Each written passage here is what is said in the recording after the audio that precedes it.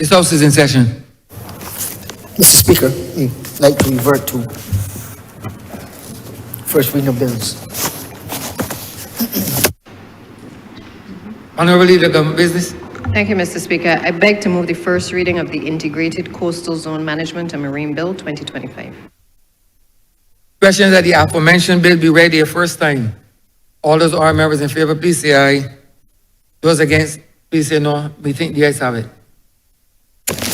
Statements by ministers recommitted. Honourable Member for Christchurch West.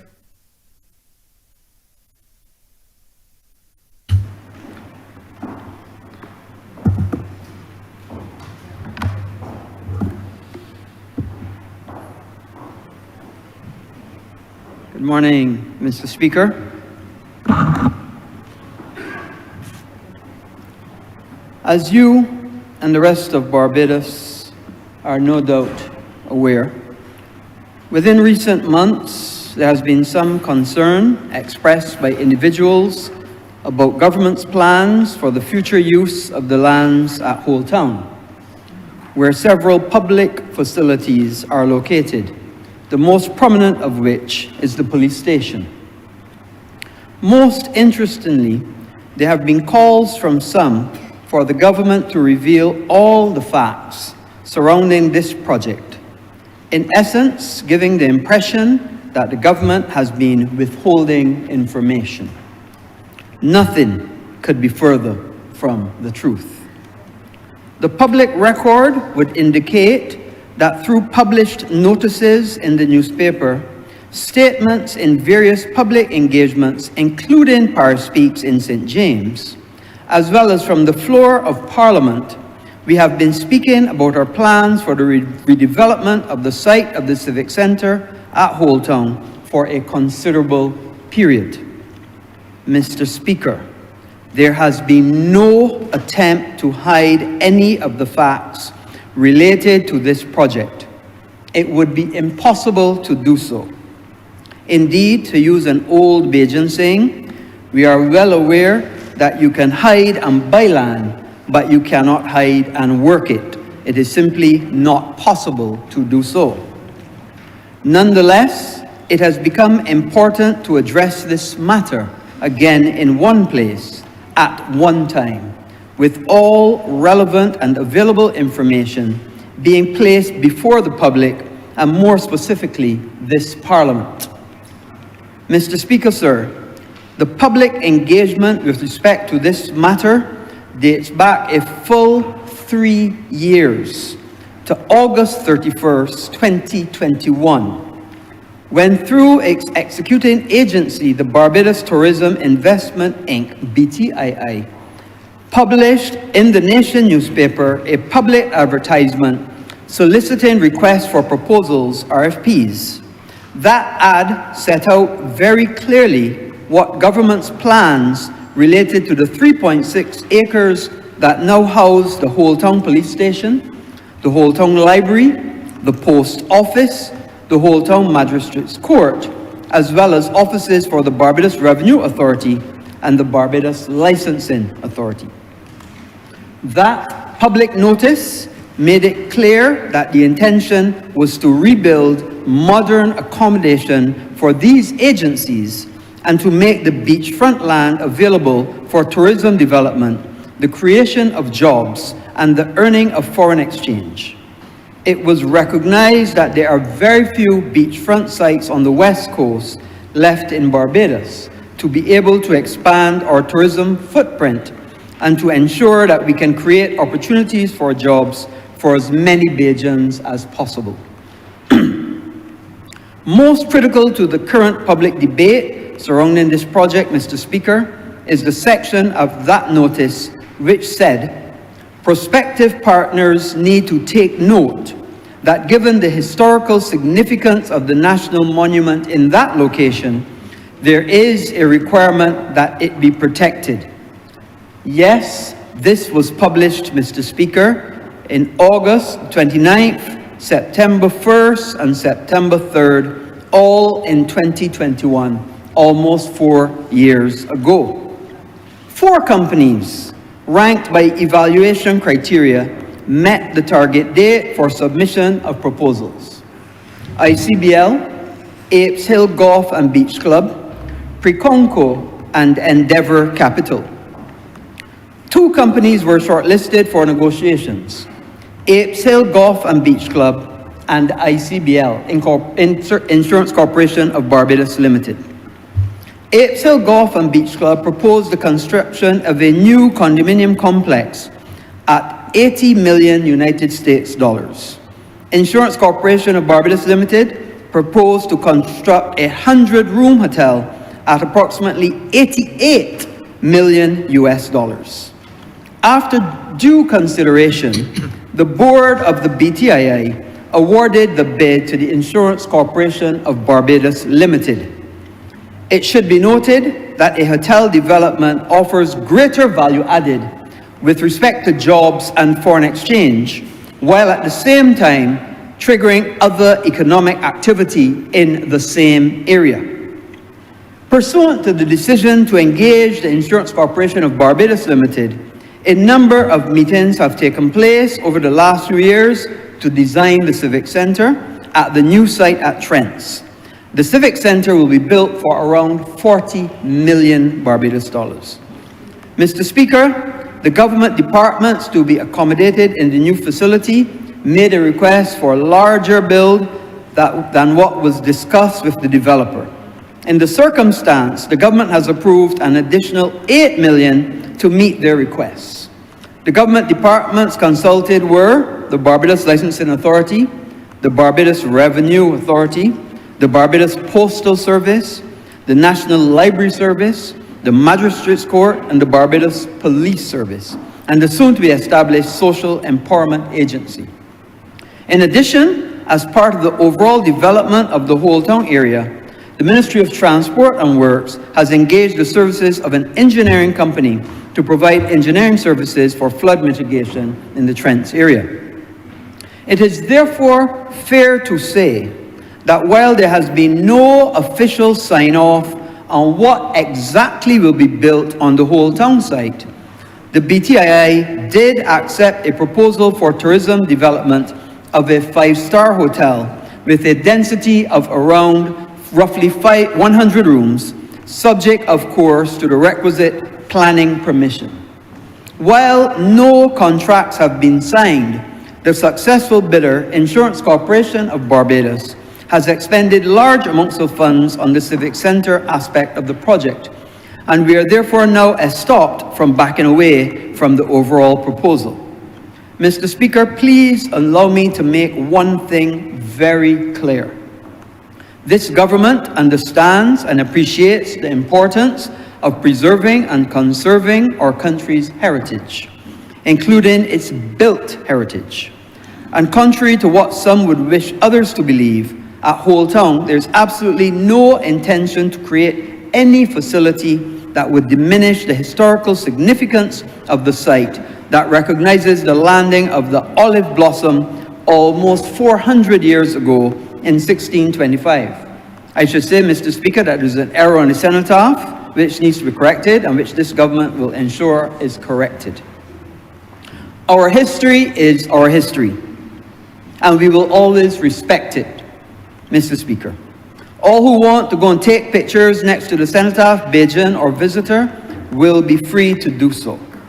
It is equally important to make clear at this point that while some of the objections to the project are on the grounds that the buildings are of historical significance, the truth is that these buildings are in fact of recent vintage. The buildings were constructed by Nihal Construction during the early 1990s.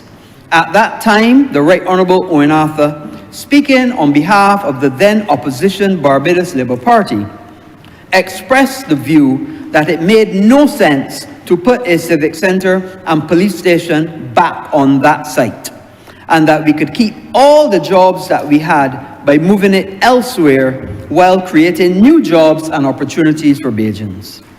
He indicated that as well as this would amplify our ability to earn the necessary foreign exchange that we need to maintain our quality of life as a nation. Mr. Speaker, there's another significant challenge at Holetown that has to be addressed, that of traffic congestion and the need for parking. It is no secret that every morning, Monday to Friday, traffic from the north can back up as far as Mount Standfast, while in the afternoon, that traffic line can snake all the way to Vauxhall at the edge of Sandy Lane. Recognizing the expanded development across Holetown, the government has committed to the construction of a multi-story car park and a review of the traffic arrangements to mitigate any congestion that may be occasioned in Holetown. Mr. Speaker, we want to assure Barbadians who use public transport that they will not negatively be impacted, since the intention is to adjust the routing of buses to accommodate this new location. The new Civic Centre will provide modern and convenient facilities for public officers, more welcoming accommodation for Barbadians and visitors alike doing business, and new parking facilities. This will spur, we believe, new opportunities for creative entrepreneurs. It will be a win-win for all. Mr. Speaker, this brings me to the overall matter of tourism development, economic growth and opportunities for advancement for Barbadians through the provision of quality jobs, both temporary during construction and long-term through the operation of hotels and the related services. As the Prime Minister has stated publicly on several occasions, we have very few opportunities left for beachfront tourism projects if we are to improve our public offerings to the world and to increase our competitiveness as a tourism destination. There will have to be repurposing of existing plant in tourism, given that the low density that was the standard in the past will not be able to guarantee the level of jobs and foreign exchange earnings to secure a better quality of life for our people. We believe that it is possible to develop sites across Bridgetown, Holetown, Speightstown, and Oistins, while remaining committed to preserving our heritage. This government is fully conscious of the need to balance competing interests, and we shall not lose sight of the critical importance of maintaining sustainable, inclusive economic growth. For all its challenges, tourism is responsible directly and indirectly for almost half of the economic activity in Barbados. We learned this the hard way recently during the COVID-19 pandemic. The sector remains an area in which we have excelled for decades, and even as we diversify into new areas of economic activity, it will continue to provide meaningful employment and entrepreneurial activities for the advancement of Barbadians across a variety of areas. This government has been steadfast of its defense of our history as we seek to build a more resilient, stable, and inclusive future for our people in the face of a rapidly evolving external environment globally. Mr. Speaker, this government has always made it a practice of engaging widely across our community. Pursuant to the commitment given by the Honourable Prime Minister on Monday, February 24th, the Prime Minister and I, along with senior representatives of the government, met with representatives of those who raised concerns about the proposed development on Tuesday, March 4th of 2025. This opportunity was taken to update those present with the history of this development and to hear their concerns in greater detail. The government and the BTII respected the views expressed and indicated that we would share with the developer, Insurance Corporation of Barbados Limited, the need to incorporate the aforementioned concerns, which include the preservation of the historical nature of the site and the need to ensure access to the beach with the opportunity of a new recreational facility for all Bajans. We commit to continuing the discussions with those who have expressed concerns and to facilitating communication between them and the developer so as to ensure that the proposed development will be achieved by being thoughtful and creative. The public should be aware that the final designs for the proposed hotel have still to be submitted to the Planning and Development Department, and will be subject to the normal consultative process that is required by the laws of this land. Mr. Speaker, I sincerely hope that this statement now clarifies a number of the issues raised. With that, I'm obliged.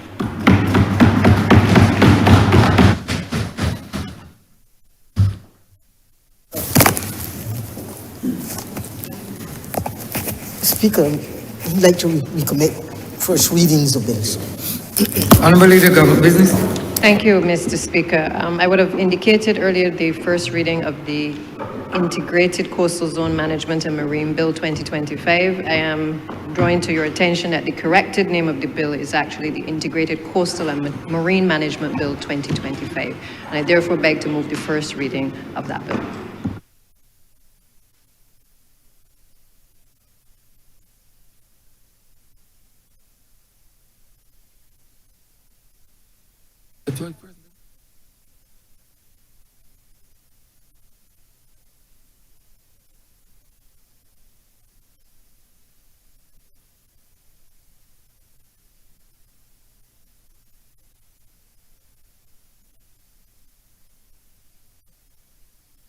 No problem.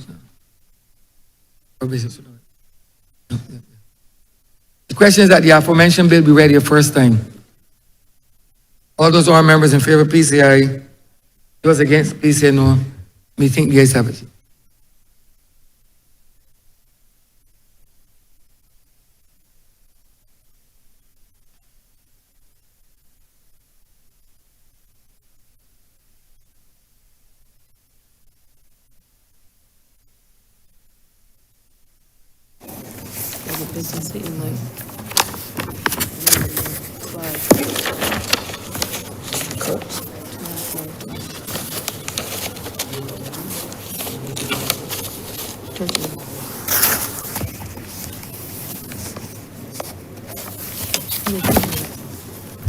Order number 13, sir.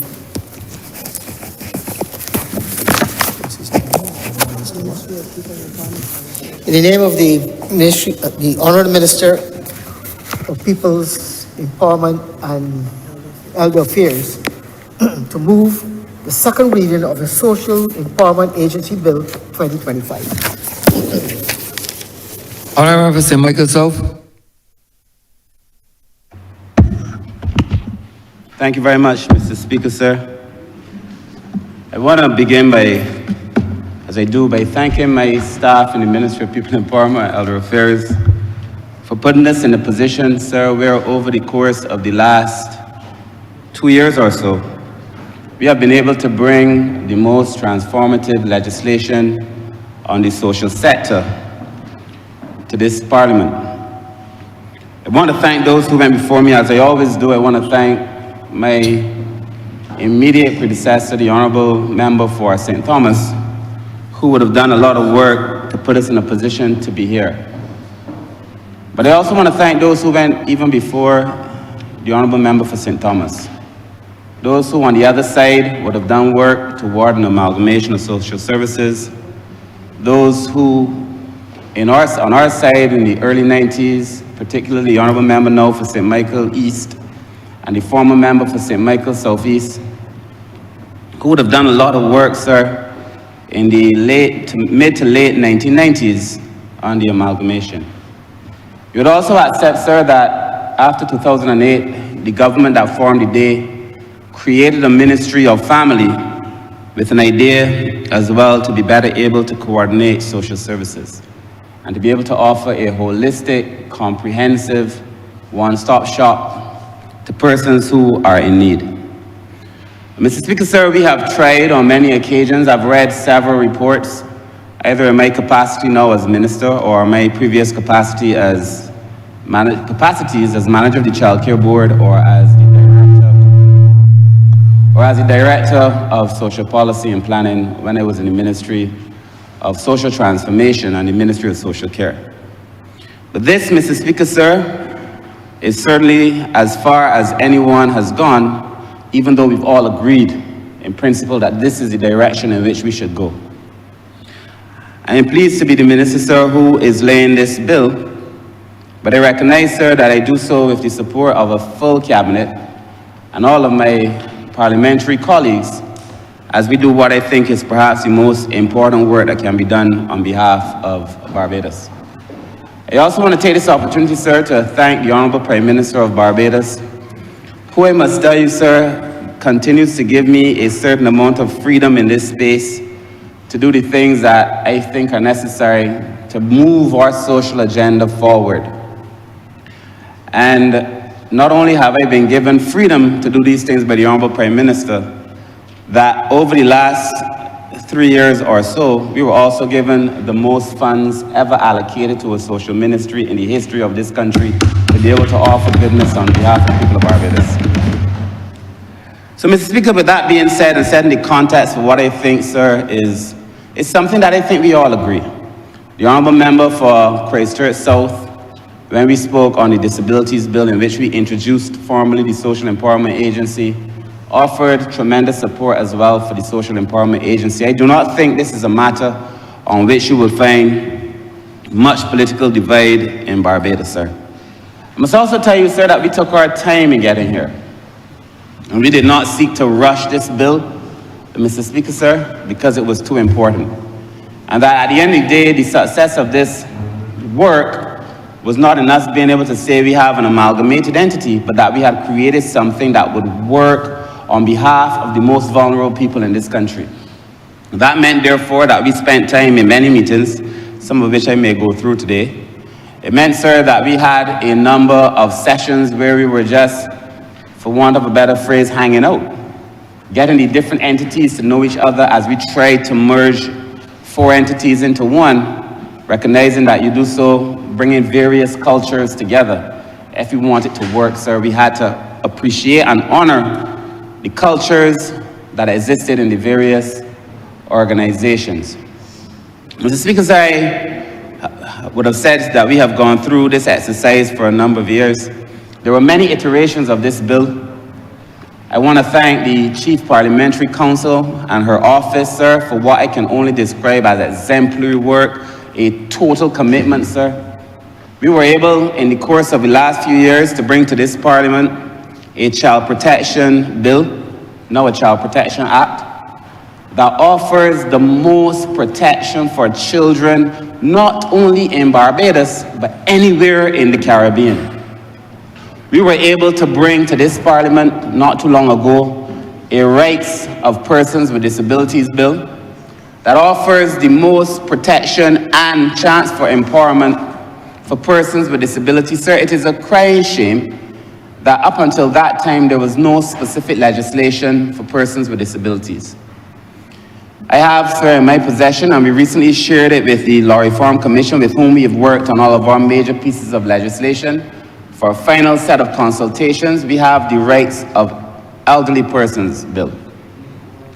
That bill, sir, will be the last piece of the 4 pieces of important legislation that we committed to the people of Barbados. It would be the Child Protection, the Rights of Persons with Disabilities, this Social Empowerment Agency Bill, and of course, the Rights of the Elderly Persons Bill 4. We promised 4, sir, we're delivering all 4. Mr. Speaker, sir, like the rights of persons with disabilities, sir, there's no specific legislation on the elderly either. And we relied at the National Assistance Board, primarily on the National Assistance Act 1969, to help us do what we needed to do in that space. But the truth is, sir, a lot of the work that is being done by the National Assistance Board, Mr. Speaker, sir, is work that evolved over time that is not captured in legislation. The work that the National Assistance Board must now do is also not captured in legislation. Nonetheless, sir, despite the fact that in cases of disabilities we had no legislation, in cases of children we had old legislation, and in cases of the elderly, again, we had no legislation, I want to commend the staff, sir, of these agencies, including the Welfare Department, sir, for the amount of work that they would have done on behalf of Barbados in perhaps the most difficult times over the last few years. I commend them, sir, for all of their effort. I particularly commend the staff because people do not appreciate, but that during the most horrible times of COVID, the staff of the Ministry of People Empowerment never missed a day, and I thank them for for the work that they would have done on behalf of the people of this country.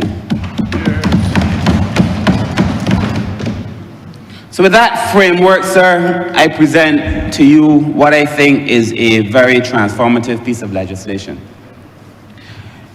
The Social Empowerment Agency, sir, as it's properly titled, or we call it C, the Honourable Member for Christchurch West Central and the Minister of Blue Economy has told me that C reminds him of the ocean, the waves and the motion of the ocean.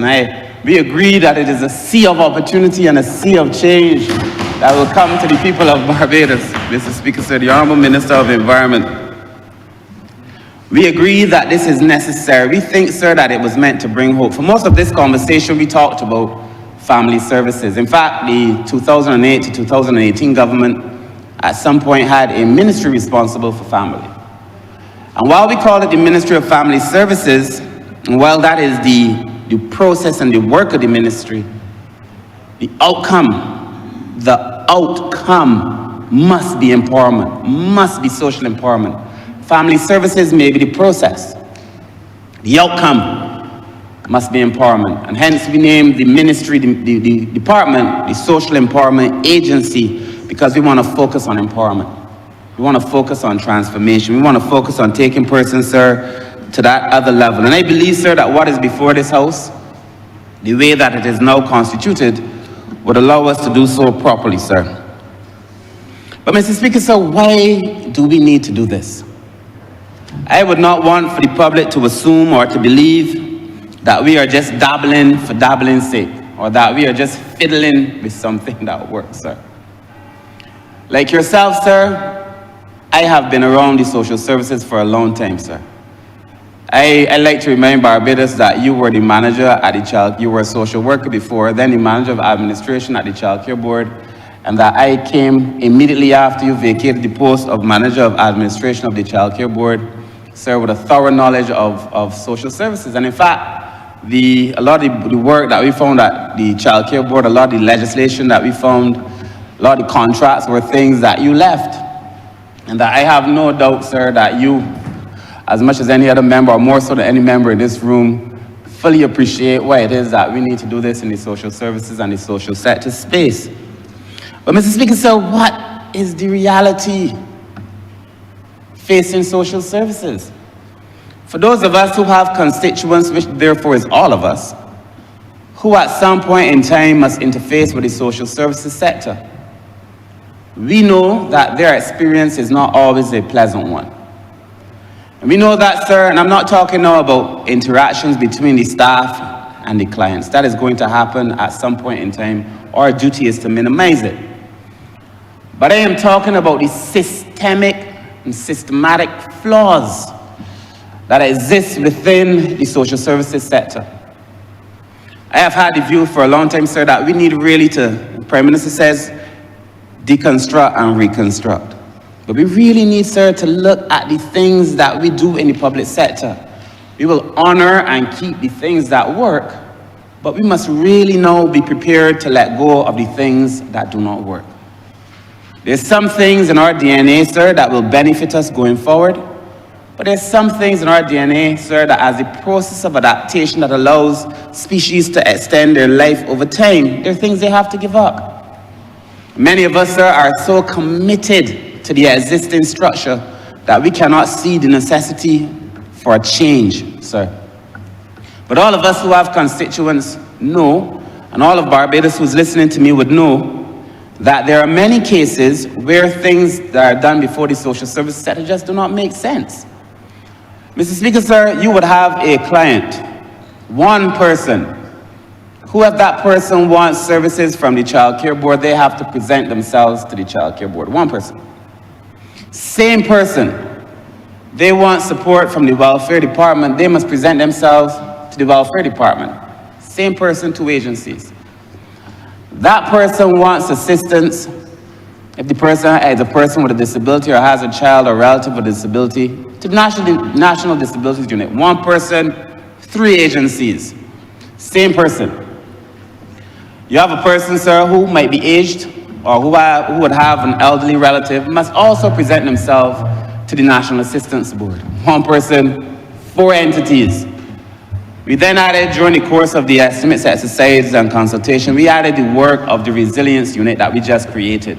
Because if you have an emergency, if you have a fire or after a hurricane, you had to then often find yourself without support. And let me say, Mr. Speaker, sir, when it comes to emergency response, there is no government, none, when it comes to emergency response, in terms of what the social services sector now provides. There is no government that I can think of on record that has done or is doing as much as this government is to help people survive the intensity and the horrors of a shock after an emergency. I commend the government, I commend the officers in the 4 entities and the resilience unit of which I just spoke, sir. So you could have a case where one person must interact with 5 entities. One person. In our vision, sir, as you will see as I go through this exercise, in our vision, you would have a case where that one person in their community, because as it stands now, for the most part, you have to go to town or to a lot of main offices, except for the welfare department, for the most part. You will now be able to go in your community and receive these services. One person, one agency, getting all of these services at one time. It is transformational, sir. And because it is transformational, sir, we knew that it would take time for our staff to appreciate it. We obviously know that it's going to take time for Barbadians to properly understand it. But we do know that the benefits are such that it will redound to all Barbadians, sir. The other issue, sir, that I felt was necessary for us to address was just the length of time that it takes to get services. It just takes too long, Mr. Speaker, sir. And oftentimes it is the same person coming back at Christmas for support, coming back at back to school for support.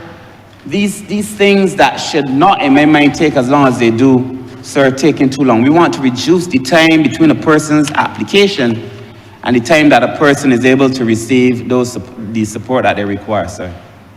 The honourable member for St. Michael West Central had asked me to describe the process now of coming for services. We do have an online application at the welfare department. I think that's the only one. We now must be able to have an online application for all of the social services so that people can feel they can stay where they are, sir, and apply. There used to be a time when the thought of the internet and computers scared people. But the mobile phones, the internet on the phones have changed all of that. People who would never have seen the internet have the internet. They've learned to use it on their cell phone, sir, and should be able to apply where they are on their phone for goods and services from the government, sir. We've created a computer system, an integrated system called Pulse that would allow us just to do that. With Pulse, sir, you'll be able to apply once it is finally completed. I know we've done most of the uploading and onboarding. You will be able to apply for your services online and follow where you are in that application online. One place, even from your own home, sir, to see where you stand, to know if you got through or did not get through, as they say, sir, immediately.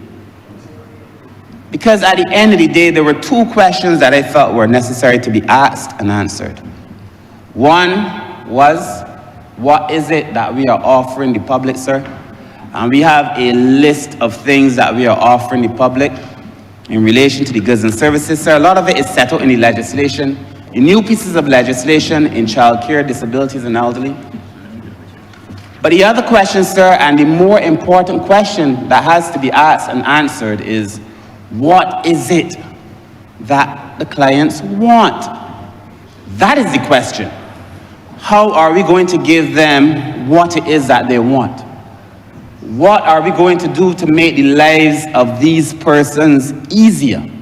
That is the question, essentially. What is it that the clients want? And our response should tell us how we respond, what we create. We prioritize people. People as the primary concern of the amalgamation. It has to be so. It has to be so, sir.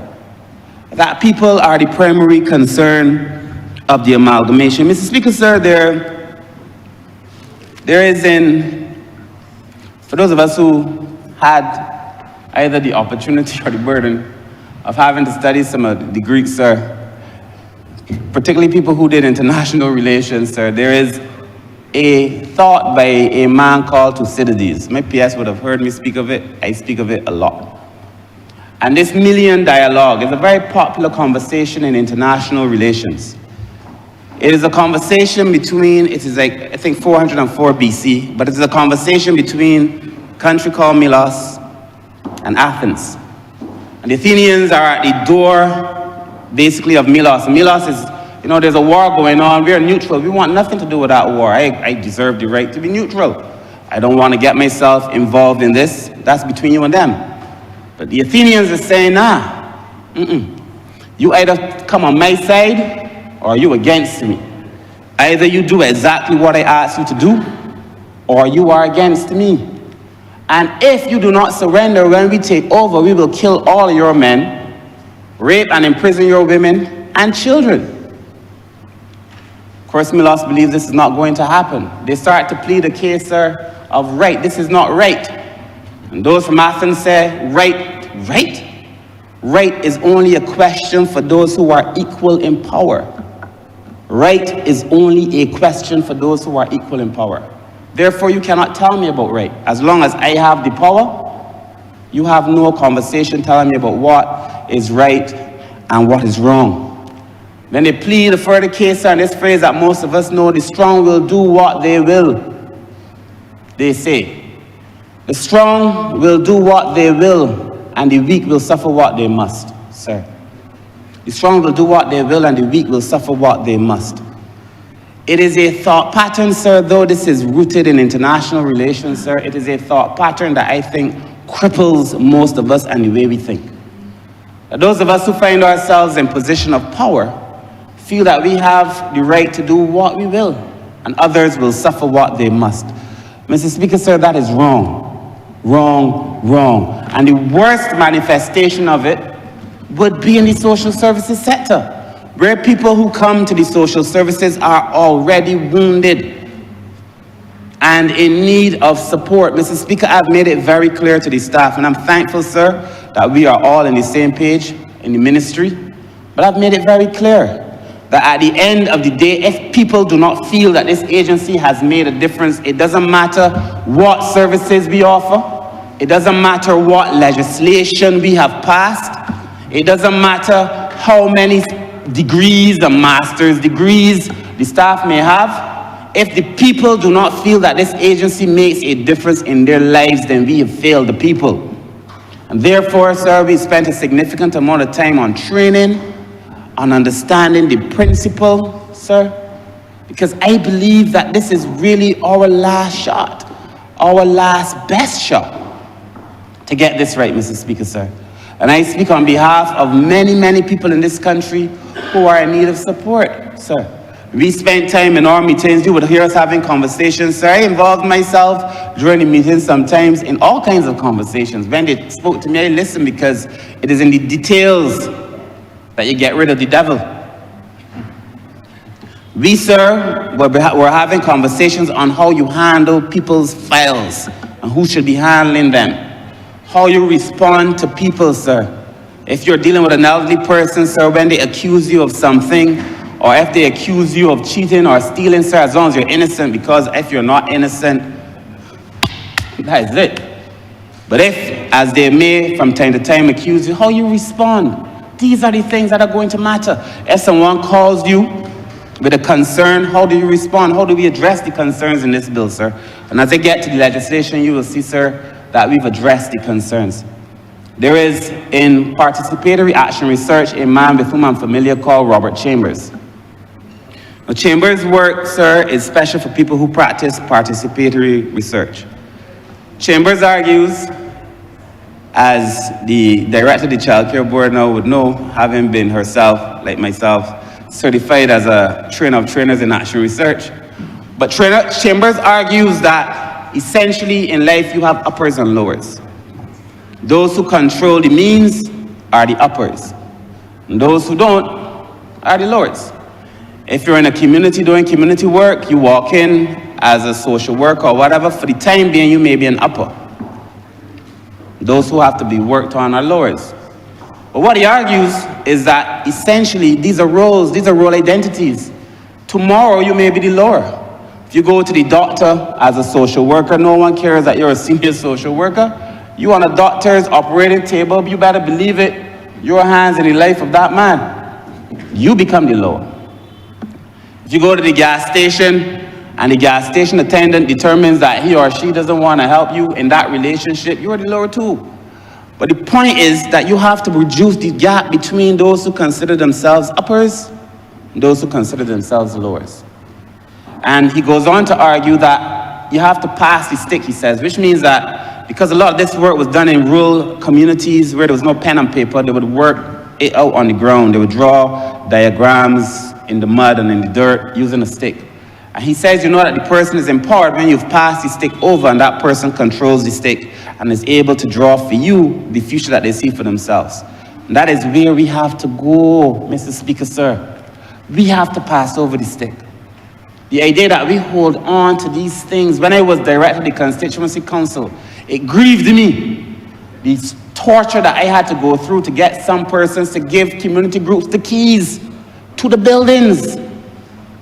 It grieved me. Many meetings, for every single reason I put forward why people needed to have the keys, there was a reason why they couldn't have the keys. But community groups and community buildings aren't there for style. Mr. Speaker, sir, I see the Honourable Member for St. John in his vision, creating these centre management committees that allows us to do just that. Let people have access to the things that they should control, reduce that gap, Mr. Speaker, sir. I'm taking great pains to explain this, sir, because if we don't understand this principle in the social services sector, we do not understand anything at all. That ideally, the clients that we interact with are the most important persons in the equation. If there are no clients, there's no need for staff. There's no need for a minister. There's no need for a director. And the fact that we exist, sir, and I know some people don't want to hear it, but we exist to serve them. The Ministry of People Empowerment exists to serve the most vulnerable. If there wasn't a set of people called the vulnerable, there would be no need for this ministry. We exist to serve them. And over time, because of that power dynamic, we may think that we are uppers and treat people as lowers. But everybody needs to be treated, sir, with a great degree of dignity, Mr. Speaker, sir. Mr. Speaker, sir, this amalgamation has been on the cards for a long time. There was a Joseph report in 1997. There was some other reports, some other papers before that, but this was perhaps the most seminal work at the time. In 1997, that spoke to the rationalization of social services. An idea, sir, that if you look at what we're doing now, some of the principles, not everything, but some of the principles of that guiding document are embedded in this social empowerment agency. There were a number of papers between then and now. When the other side was the government, sir, between 2008 and 18, there were a few papers. To be truthful, sir, as they attempted to do a Department of Family, but nothing major, but there were a couple papers. How do we create a ministry responsible for family? What should that ministry look like, Mr. Speaker, sir? So that in principle, for years, we have all agreed that we need to have this agency, Mr. Speaker, sir. And a number of papers, sir, we took to cabinet, and various people took to cabinet, papers on Ministry of Family, Department of Children and Family Services, sir, all various iterations of the same thing. Now, what are we doing here today, Mr. Speaker, sir? We are amalgamating 4 major entities and merging the Resilience Unit. The Welfare Department, sir, as I said, is guided by the 1969 National Assistance Act for the most part. At present, the client roll for the Welfare Department is about 5,678.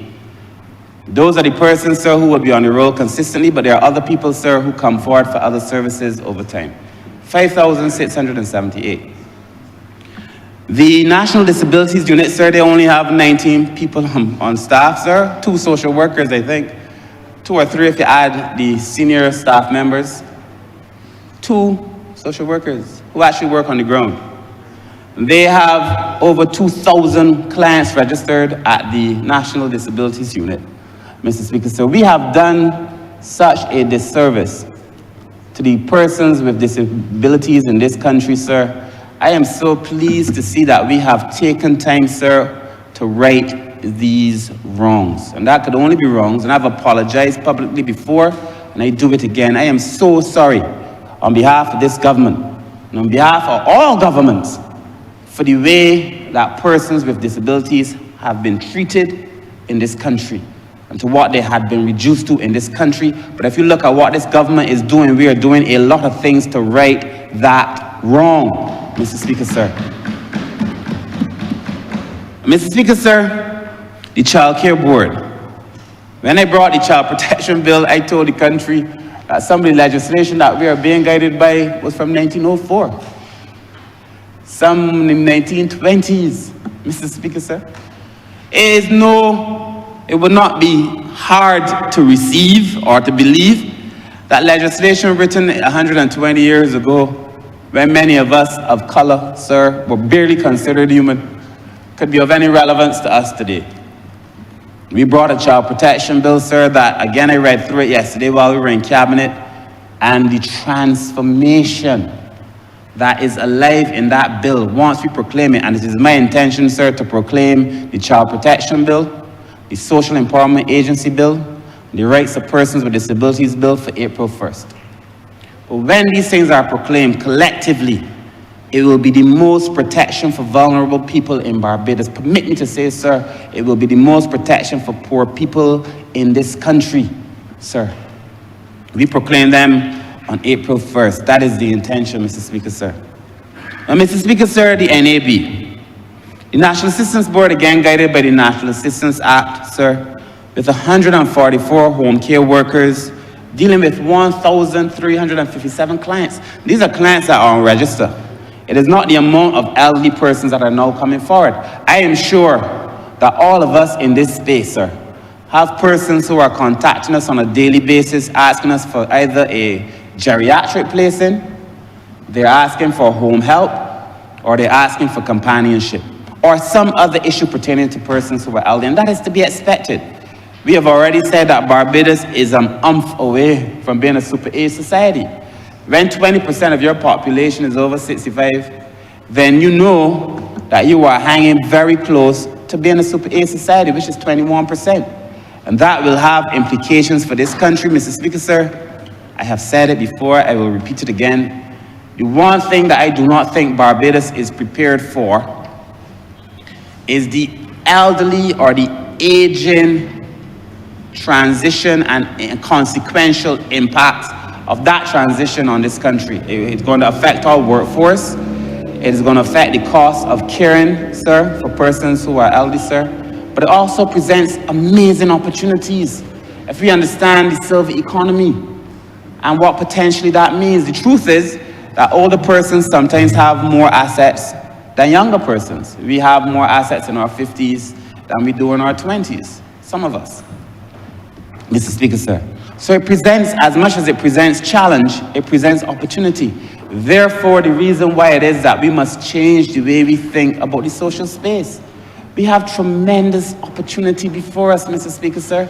Tremendous opportunity.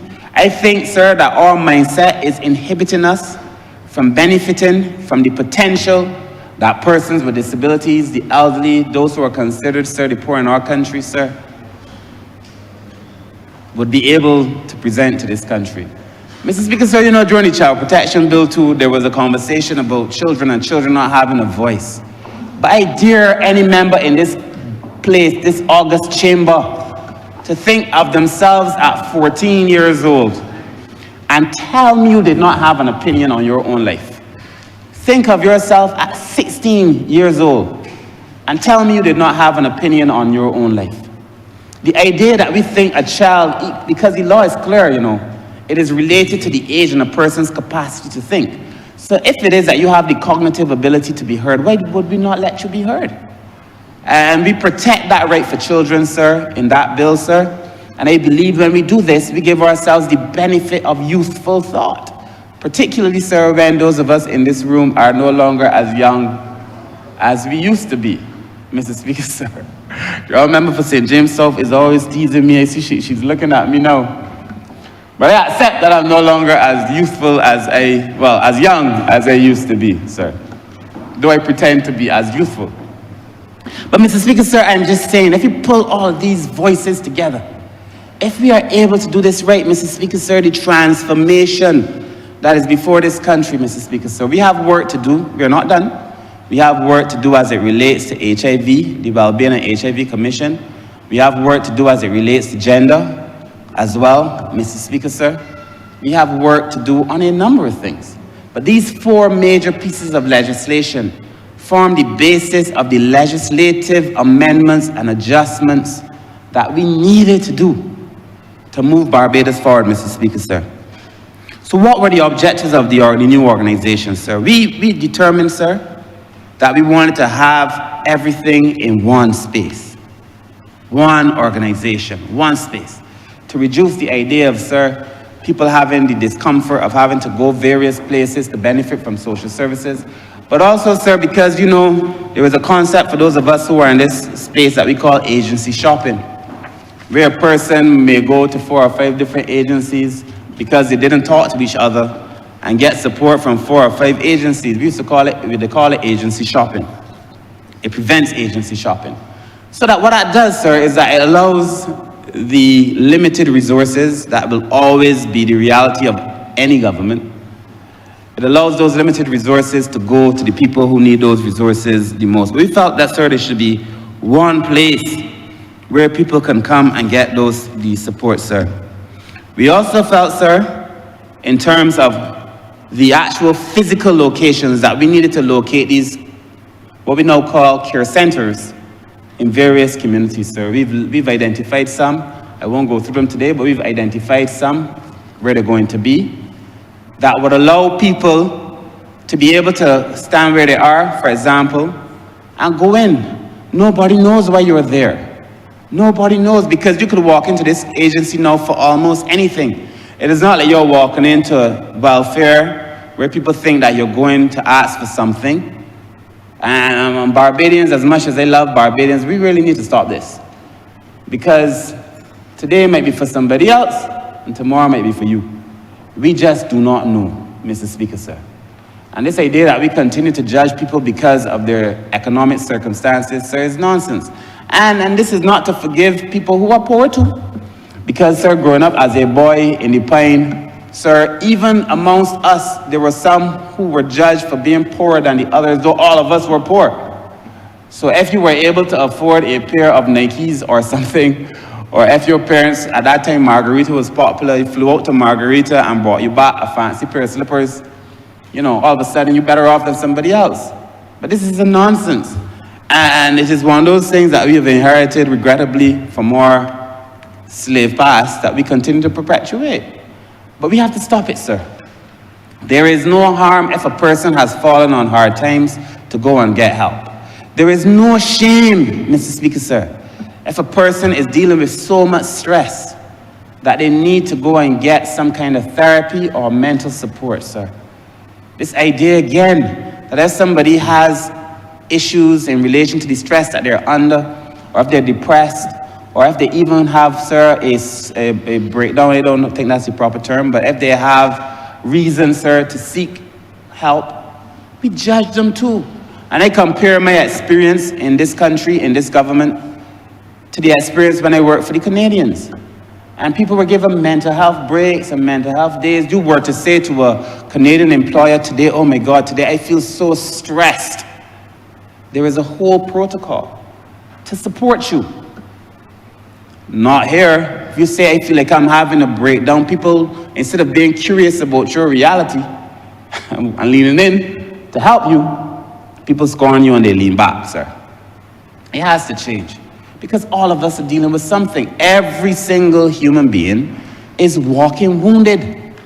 But it seems to me, sir, that persons who have to present to the social services sector are saved for a special kind of discrimination, a special kind of stigma. And it really has to change, Mr. Speaker, sir. And Mr. Speaker, sir, we felt, as I mentioned in Pulse, that we could implement a case kind of support system, a management system, sir, that allows us to pull up people's data in these centers, very much protected, sir. different levels based on your level of seniority in the department, sir. But being able to give people things at those centers, there is no reason, Mr. Speaker, sir, why a voucher request needs to not be done on the spot. If a person comes, unless the person is abusing the system, you see the person came yesterday and they came today and they come tomorrow, well then, you know, the person has deeper issues and needs support. And that's not a reason again to score him, but we have to investigate and to see why it is that that person is coming so often. But unless the person is trying to like fleece the system, sir, a voucher request cannot take 24 hours. And surely it cannot take a week or 2 weeks or a month. Mr. Speaker, sir, if I come to you hungry at 11 o'clock, Mr. Speaker, sir, you expect to give me the support in 2 weeks? Because hunger feels in Barbados the same way it feels in the way the Western world tries to depict Africa. It feels the same. When you're hungry, those of us who've known hunger know what it feels like. Mr. Speaker, sir, there is no reason that these things should take so long. And unless it is a question of resources, sir, there is no reason why most of the things we do should take so long. And if it is, sir, then we communicate with the people. If it is that we're doing further investigation, let people know. Because it is the fear of the unknown, sir, that has caused most of us, sir, to be stressed. If you are waiting for the results of some health test or some exam, especially if you're hearing other people feel, you just become so stressed, Mr. Speaker, sir. And I think communication has to be the hallmark of this new social empowerment agency. People have to feel that we care about them because we have to care about them, Mr. Speaker, sir. I've told you the experience of my own mother. Being treated like a leftover, having had to go for services, somebody saying, but look, you got a color TV in your house. Look, you got a VCR. That's back in days of VCRs. Look, you got a VCR. You can't want support, but a lady who got laid off as a conductress without employment for 4 years, how you expect somebody to be living? And you come and you judge the house. Oh, you got an antenna, so you must have got MCTV back in the day. It is a nonsense, sir. We have to be sensitive and we have to be compassionate about people's struggles. Mr. Speaker, sir, I have said to the staff, this is not about degrees. I'm not saying don't get you the qualifications because qualifications are essential, they help. This is not about degrees. This is not about even your experience. This is not even about being on the job for 20 years. This is on this day today, how am I best able to offer myself to help somebody else? And if it is that you can honestly introspect and reflect and say to yourself, I cannot do this, then as a ministry and as an agency, we have to offer the staff the support to best position them so to do, because the staff is important. And if it is that we cannot offer them that level of support, if they want to go on to something else, we allow them to do so, sir. But we are all conduits. We are all conduits, sir, for something else, sir. Myself, they know how I feel. I'm sure the permanent secretary probably tired of hearing me talking about it, sir. But people first. And I've said to them, sir, I know that this ministry is hard work, but it is also heart work. And if your heart is not in it, let somebody else do the work. And that we, sir, be committed to not letting go anybody during this exercise, so that if you don't want to do it, sir, let somebody else do it. Mr. Speaker, sir, I've asked the staff, I hope that most of them, sir, when we make the final offer, sir, would come over, so that we can offer the best services to people, sir, who need those services, sir. Sir, what is the new organizational structure? The ministry, sir, of people empowerment, when we conceptualize this, because you have to realize, sir, that even with the best intentions and the best support, no one ministry has all the skills. And sometimes you need to speak to people, sir, who have better skills in a particular area. We went to the Sagicor KFL School of Business and Management, sir, to help us with the structure. While we, of course, were working with the public service, properly named, to be able also to develop the structure, and with the staff, and with the unions, Mr. Speaker, sir. And we developed a structure, sir. I would not try to explain it today because most people may not get it in the limited time that I have, but suffice it to say that we have kept most of the agencies. For example, the Child Protection Bill requires that you have people who are specifically allocated to children. The National Assistance Board, sir, with their expertise in dealing with the elderly, sir.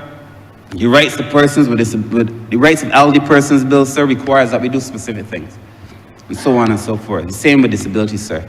But in a community, when you walk in, a person must feel that the officer with whom they are interacting can give them advice on all of those things. So that for the first few months and years, I think, it will be a learning experience also for the staff. The children, the persons from Child Care Board who would have, tremendous experience in dealing with children, working with those who have experience in dealing with disabilities. Both of them learning, sir. The opportunity to learn, sir, I believe will probably be the most exciting part of this experience, Mr. Speaker, sir. And we created four directorates. We have, sir, a directorate responsible for social care delivery and social care support, sir. We have one responsible for the shared services, sir, which would be like our administrative services. So that because it's now such a large organization, we have so many different players involved in this organization. So we have one responsible for shared services, Mr. Speaker, sir. The admin stuff, the legal work, and so on and so forth, thanks. The other one we have, sir, is one responsible for transformation and empowerment. We dwindle them down to three. For transformation and empowerment, Mr. Speaker, sir, I want to spend a little bit of time. There used to be in the ministry, back in the day, what we call welfare to work. Welfare to work was where a person came into contact with the welfare department, sir, and at the end of the experience with welfare, normally, that person would be recommended for a job or given training or something. The challenge, it was a brilliant idea. It was a good idea. The challenge with it, however, is that it was not integrated, in my opinion, from the very beginning. It was not integrated from the very beginning. It was also not properly monitored and evaluated, sir. And it was not a benefit that was experienced by all who came into contact with the social services sector. Transformation cannot be an adjunct. Transformation and empowerment in this agency cannot be a last resort. It has to be built in from the start. So that we created a transformation component, sir. With persons hired there who would have the ability to offer proper training, sir, with the right counseling, sir, to be able to give people a chance at work, sir. I was saying to PM that this is a second chance. She said to me, Minister, in many cases, it is a first chance because many people feel that they're getting this opportunity for the first time. So some people a second chance, and for some it's a first chance, sir. But that is important, Mr. Speaker, sir. The idea of one, social care delivery, which is where we would be in the community, sir, and dealing with the people on the ground, and so on. The social care support, sir, because they're going to be complicated issues. Don't get me wrong. If you have very complicated issues in the community, I don't expect those to be solved in the small centers that we're going to occupy. There's going to be a reason to kick some of these bigger issues upstairs. And there you're going to have those people separated, sir. Some who are only doing childcare, some who are only doing elderly, and some who are only doing disabilities and some on welfare. So that you separate them at that level, sir. But I think the transformation component is going to make all of the difference, sir. Mr. Speaker, sir, when people walk away from this ministry, when people walk away from this department, they have to feel that they had a good experience, Mr. Speaker, sir. And to me, attitude is more important now than aptitude.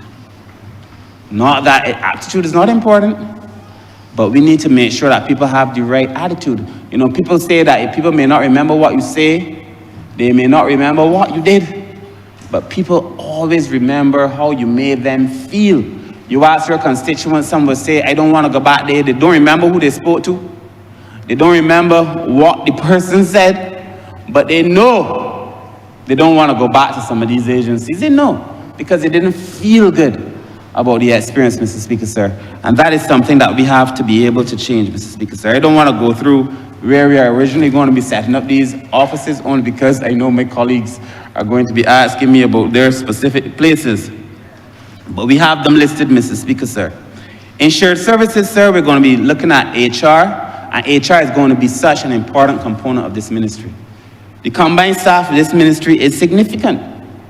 of this department, sorry, is significant. You need proper HR practices, proper HR principles. I had a conversation recently, sir, with someone who said to me that persons fear that this is a political thing, and I gave them the assurance that it is not, that this has been a conversation that has started and survived beyond government, that what we are offering here is not a political thing at all, but that they want the people who are best suited to be able to do it. They fear that if a person took a job here or governments to change, that they could lose their jobs. And I said, no, once a person is appointed to a position at a board, as I have been at the child care board, then that person is offered the same services and same protections, and we wrote it into the legislation, sir, so that no political interference could cause a person to lose their job. Mr. Speaker, so you could be fired. Of course you could be fired, but it would have to be for something indecent or something, it would have to be for a cause. Thank you, Honourable Member. It would have to be for cause. So I don't want people to think that nobody can be fired either, because that's also a view in the public service, nobody can lose their jobs. But it would have to be for cause. You don't want to come to work, you don't work, you treat somebody bad, sir. I had a conversation with one person who, at a big meeting, said to me that dealing with the elderly person, somebody hit them, and had the bravery at the meeting to say to me, well, you know, I hit them back. Error. We can't have that, sir. And if you can say it to me at a meeting, then I tell him, if you are so callous, or so believe you are so covered, that if an elderly person who's dealing with an issue hits you, you want to hit them back. It's the Speaker, sir. So there are things that we understand, sir, because you have to appreciate if you're dealing with the elderly, these are things that are going to happen. Last night I was told, as I digress momentarily, of a person who is working in one of these private homes for the elderly. And I'm thankful that the new legislation that we will bring to this House, hopefully by the end of this month, but surely by in April, allows us to monitor these private homes a little bit better. Of a person, sir, of a particular elder care facility, and I will give the information to the Director of the National Assistance Board and to the Chief Medical Officer. And that because they don't want their sheet soil, they plug the, what's the proper phrase? They plug the elderly persons so that that person wouldn't defecate on the sheets. And that the person stays that way for a while, so as to protect and not soil their garments, sir. That came to me, sir. And I say this, sir, because, you know, people feel because you can't see them, somebody's always watching you. The new legislation would allow us in these cases, sir, when we pass the Elderly Protection Bill, to go in and to do our own investigation. Currently, the legislation does not allow it. But the Chief Medical Officer can go in, sir. And I don't need to tell you that if you plug a human being that they're going, I don't have to be a doctor to know that there are going to be all kinds of consequences for that person. It is wrong, Mr. Speaker, sir. And dare you speak out at that agency, you find yourself in trouble. Anyway, a word to the wise is enough. But I do know that somebody from either the NAB or the Ministry of Health must pay a visit to that place. And if it is not true, well, fine. But if it is true, Mr. Speaker, sir, those persons have to be dealt with, Mr. Speaker, sir. And that is why we bring legislation. That is why I think it is important that we strengthen the agencies responsible for doing that work, Mr. Speaker, sir. Mr. Speaker, sir, as I want to take you through some of the processes that we did before I go through the legislation. It is obvious, sir, that we are bringing a tremendous change. Honourable, don't wish to interrupt you, sir, but two things. First of all, want to welcome the Speaker from the House of Commons from Canada, Speaker Fergus, and representatives from the Canadian High Commission.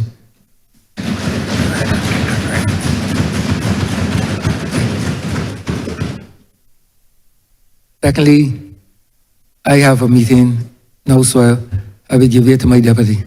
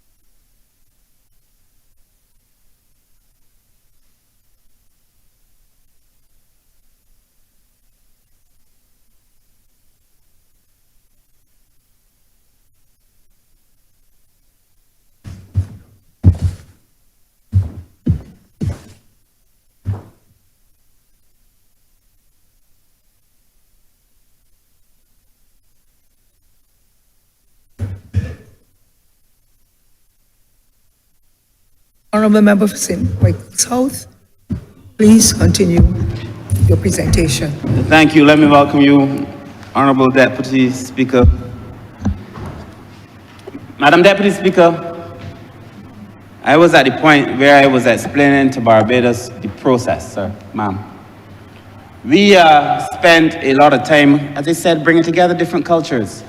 We hired a change management specialist in the ministry to help us with that, because we know we don't have all the skills. And I want to commend the change management specialist. I don't know if I should do so by name, but Miss Bridget Lewis, madam, permit me to say, for the work that she would have done in helping us, sir, ma'am, bring this together.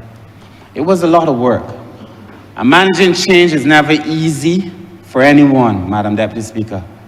We did a lot of work trying to understand the different flows, the branding. There were things that we involved the staff in, Madam Deputy Speaker, that most people would not have involved the staff in. On every possible thing that was of relevance, we involved the staff, Madam Deputy Speaker, to make sure that not only did they feel a part of it, but that they owned it at the end of the day, Madam Deputy Speaker, and that we know that change that sustains itself over time requires the buy-in of all who are involved, Madam Deputy Speaker. We also did a lot of training around some of the principles that I've espoused. We did training on a number of other things. We looked at ethics and various things, Madam Deputy Speaker. And we spent a lot of time as well engaging in fun activities to bring the staff together. Madam Deputy Speaker, we worked with various entities, various agencies. I feel that we've done all that we can do in relation to making this change process as easy on the staff as is possible, Madam Deputy Speaker. So let me please take you quickly through the bill. Madam Deputy Speaker, what does the bill say in summary? This bill makes provisions for the establishment and the amalgamation of 4 legacy agencies. As I said, the Child Care Board, the Welfare Department, the National Assistance Board, and the National Disabilities Unit. And we've also brought on the services of the Resilience Unit. It establishes appeals committees, ma'am, to allow persons who have grievances to have a voice. And we've been very clear all through this exercise. People need to have a right to come in and express a grievance. And a lot of what we do in the public sector, or back in the day, I don't think we do it as much, you would have a box and you could, if you have a problem, write it and drop it in the box. And that box is never cleared, or if it is cleared, nobody gets back to you. We built it into the system. The executive director, when she investigates things, has 14 days, which he needs to respond to the person, Madam Deputy Speaker. This legislation has a total of 45 sections, a first schedule, a second, third, and fourth schedule, Madam Deputy Speaker. The first schedule, because I won't do it at the end, has the special enactments. The second schedule, it looks at the constitution of the SEA. And the third schedule speaks to the National Advisory Committee, which is a committee that basically advises the minister because, there's not always going to be a case. I had the good fortune and privilege of being the minister responsible and a person in this space for a long time, but it won't always be the case. And even for somebody who's been in this space, you need to take advice from somebody else or some bodies else. The fourth schedule looks at the consequential amendments as we go forward, Madam Deputy Speaker. And as I said, we do intend to proclaim this legislation for April 1st. Note that the bill will repeal the National Assistance Act, under which the National Assistance Board functions. Also, it guides the Welfare Department, and I believe to a certain extent, even the NDU. It would also, ma'am, the Child Care Board will be repealed by the Child Protection Act, which we passed before, and when we proclaim it, the Social Empowerment Agency becomes the body responsible for ensuring that the Child Protection Act is enforced. And in the interpretation section, in section 2, we give a variety of definitions, Madam Deputy Speaker, that speak to social assistance, social protection, and vulnerable persons. We've made it very clear what it is and who it is that we're talking about during the course of this bill.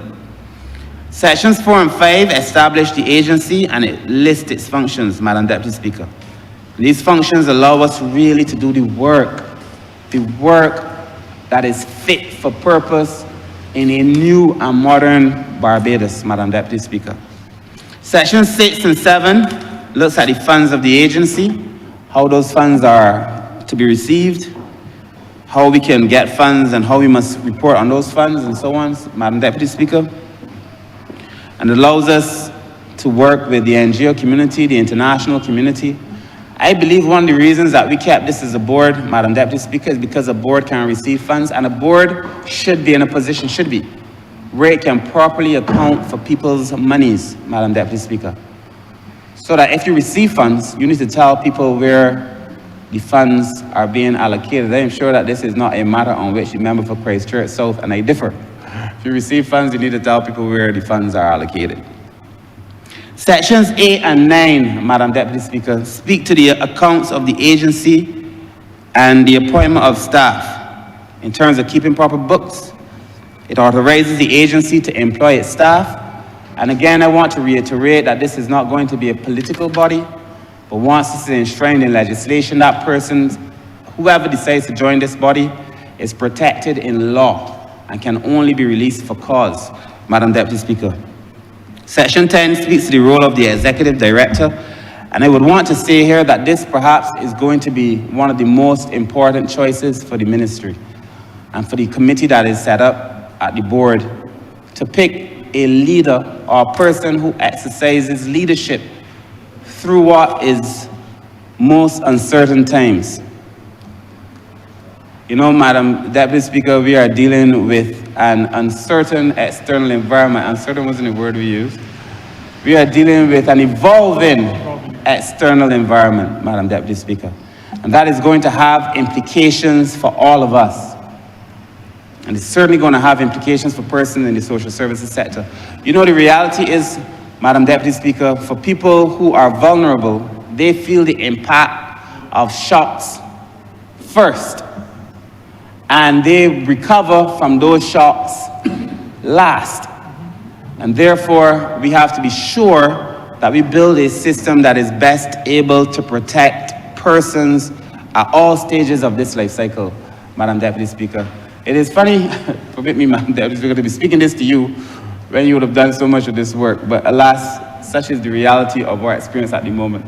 But I do hope you get to share your thoughts during the course of this discussion.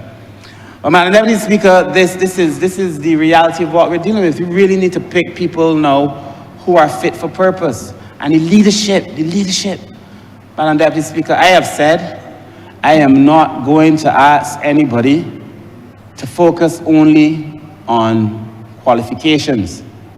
The board will pick who they want. I'm not getting involved in that. But I hope that they realize that for this particular space, there are a lot of equally important considerations. Qualifications, yes, but people have to care about people to be in this particular profession, Madam Deputy Speaker. Sections 11 and 12 speak to pension rights and employment of public officers and others, Madam Deputy Speaker. This is very important. In fact, this is one of the conversations we most had with the unions, to ensure that we have protected the staff from the mainstream government, that would be NDU and the welfare, and we've enshrined it in the legislation. The protection of the staff is enshrined in this legislation. There was also some concern at the Child Care Board and the National Assistance Board, although they're already boards, that they too want to be protected in this legislation. And in Section 12, we specifically speak to those agencies and we protect them all in the legislation. So no staff member has to worry that we are just talking, because we've said it in the legislation that no less favorable conditions is made clear, gratuity is carried over, pension is carried over. We have protected the staff entirely, and it's written into the legislation. And even as the staff, I believe they're listening to me, I want to say to the staff, have no fear, because your rights are protected in this bill. Sections 15 to 19 look at the establishment, functions, and delegation of the social empowerment agency and the board, and its capacity to acquire real property and so on. Because, Madam Deputy Speaker, you're going to see over the next few years a rollout of us in this agency being responsible for facilities for persons with disabilities. We already have enough funds to start the work at Sterling. So at Sterling, we're going to be building out 30 residences for persons with disabilities and 30 residences for the elderly. We will begin that work very soon. In fact, we've already started in some cases. We're also looking at one in St. Thomas, Madam Deputy Speaker. I'm sure you would be pleased to know that we're working actively on the one in St. Thomas to be able to have a facility for persons who are elderly. And I know you've been asking for this for a long time. We have some resources to be able to do that. We're looking at other places, but this country needs to build facilities for the elderly. It needs to build facilities for persons with disabilities. And we do all of that while we still emphasize that our principal position is that you must age in place, you must care in place, and so on. So that we encourage families to play a role. You know, one of the most heartbreaking parts of this work, Madam Deputy Speaker, one of the most heartbreaking experiences and realities that came to me and now live in my consciousness during this conversation was that in one of the training sessions with clients, because a lot of the work we did was also with clients. This was not an exercise done only with staff and with professionals, with the clients. When we considered naming the agency, the Agency for Family Services Department, the word family triggered the vast majority of the clients negatively, because they said that their experience with their family was not one that gave them any support, any joy, or any pleasure. The word family. That when they think of family, they do not think of family the way the sociologists define family in their textbooks, as the first agency of primary socialization and all that. They saw it as the first and primary agency for pain. And that we have a lot of work to do around rebuilding families. We listen, Madam Deputy Speaker, to the conversations on occasion in our communities, on blocks, on the call-in programs, and this cry for families.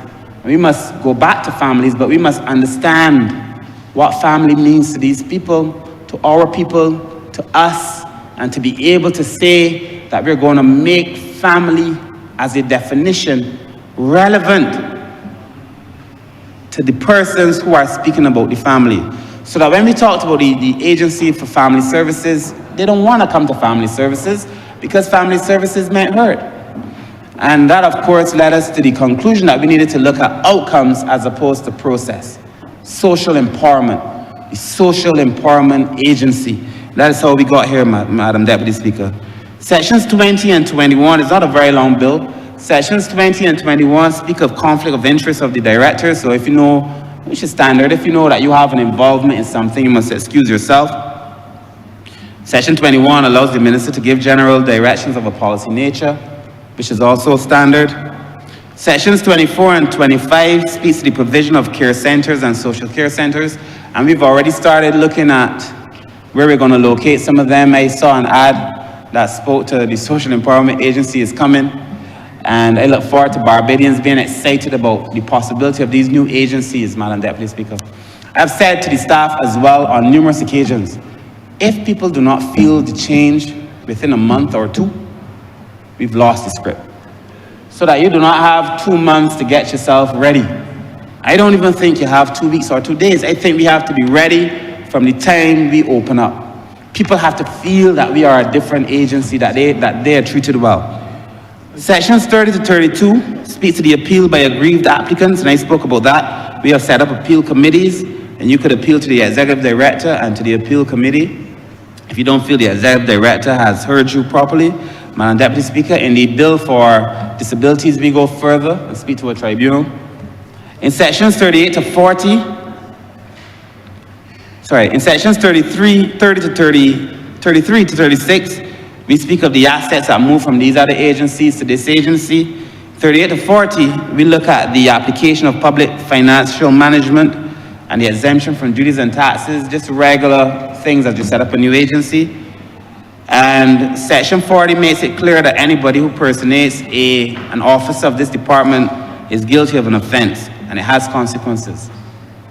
Lastly, Madam Deputy Speaker, Section 41 speaks to the regulations, and these regulations must come quickly hereafter to allow us to say how we're going to do this work. Sections 42 and 43 has the amendments and the consequential amendments. I spoke of those earlier. Section 44 and 45 speaks of the repeal and saving and commencement of the act, sir, ma'am. But at the end of the day, Madam Deputy Speaker, as I close, the overarching advantage of this legislation is that it provides clear and unambiguous guidelines on how we should treat the vulnerable persons going forward. Madam Deputy Speaker, we have put in place an agency and a system that protects the staff, because the staff in this ministry and in this agency, the staff is extremely important, but it also protects the clients, Madam Deputy Speaker. It prioritizes our clients because our clients are important. Many people do not feel important. You know, I saw this morning when I opened my Instagram, I saw one of those things that pop up talking about greeting people with a certain degree of affection because you don't know what they had just experienced. And then it showed a whole series of people having bad experiences but being brought to smile by a simple act of kindness. Madam Deputy Speaker, I do not want to sound like some lost optimist, but I do believe that we have a responsibility to offer kindness. It is too easy, Madam Deputy Speaker. I have found on occasion myself, where generally I'm of a gregarious nature, but some days I too might be in a mood. Somebody experienced me and then they say, okay, Humphrey's a horrible human being, and I just having a bad day. And all of us will have bad days. All of us might have an experience where we have a bad day. But I don't think people are going to judge you for the rest of your life on one bad day. What we cannot afford is a system of bad days, where everything makes people feel badly about their reality. Madam Deputy Speaker, I have tried, I know my staff is also trying, to posture ourselves in a way that makes people feel good when they interact with the ministry, to be bubbly and to be shiny, make people feel good. At the end of the day, Madam Deputy Speaker, we've linked this legislation with the disabilities legislation, the child protection legislation, and it will speak to the elderly legislation as well, Madam Deputy Speaker, and it would allow us to function in a way that is connected, cohesive, that transforms Barbados. So I want to close, Madam Deputy Speaker, as I began, by thanking my staff for the work that they would have done on behalf of the government, on behalf of the country, on behalf of the vulnerable, on their own behalf. Madam Deputy Speaker, I want to thank them because I know that this is not easy work and that oftentimes it is thankless work. I want to thank all of them. I want to thank the persons who work cleaning the nurseries, cleaning other people's homes. I want to thank the cooks, the maintenance officers, the artisans. I want to thank the home care workers, the elder care workers, everyone who works in the child care facilities, those who work for persons with disabilities, every single one who works at welfare. I want to thank all of them. I want to thank the NGOs that we've associated ourselves with. Madam Deputy Speaker, I've expressed my fundamental ideological position, and it will never change, which is that a lot of the work of the government needs to be done through the NGO sector, where they have greater authenticity and legitimacy and can reach people exactly where they are. And our job is to facilitate that. And I know it's difficult because the social services sector came from a kind of a Keynesian background, where the state is responsible for everything. The state is responsible for doing everything. The state is responsible for managing the market. The state is responsible for providing people social care. The state is responsible for everything. And I feel that while you might take absolute responsibility, you have to facilitate other people in that work. That is why our estimates speak to us supporting so many NGOs, Madam Deputy Speaker. So I want to thank all of our colleagues. And I look forward, as I close, to us being able to build a much better Barbados than the Barbados that we came and found. I believe when we look at all of the legislation in the social sector that we have brought, I believe that when we look at this social empowerment agency and what it potentially offers for Barbadians, I believe when we look at the training that we are giving the staff And I believe when we prioritize ordinary Barbadians, that we will make a significant change in the social and economic and political landscape of this country. So, Madam Deputy Speaker, with those few words, I ask that this bill be read a second time.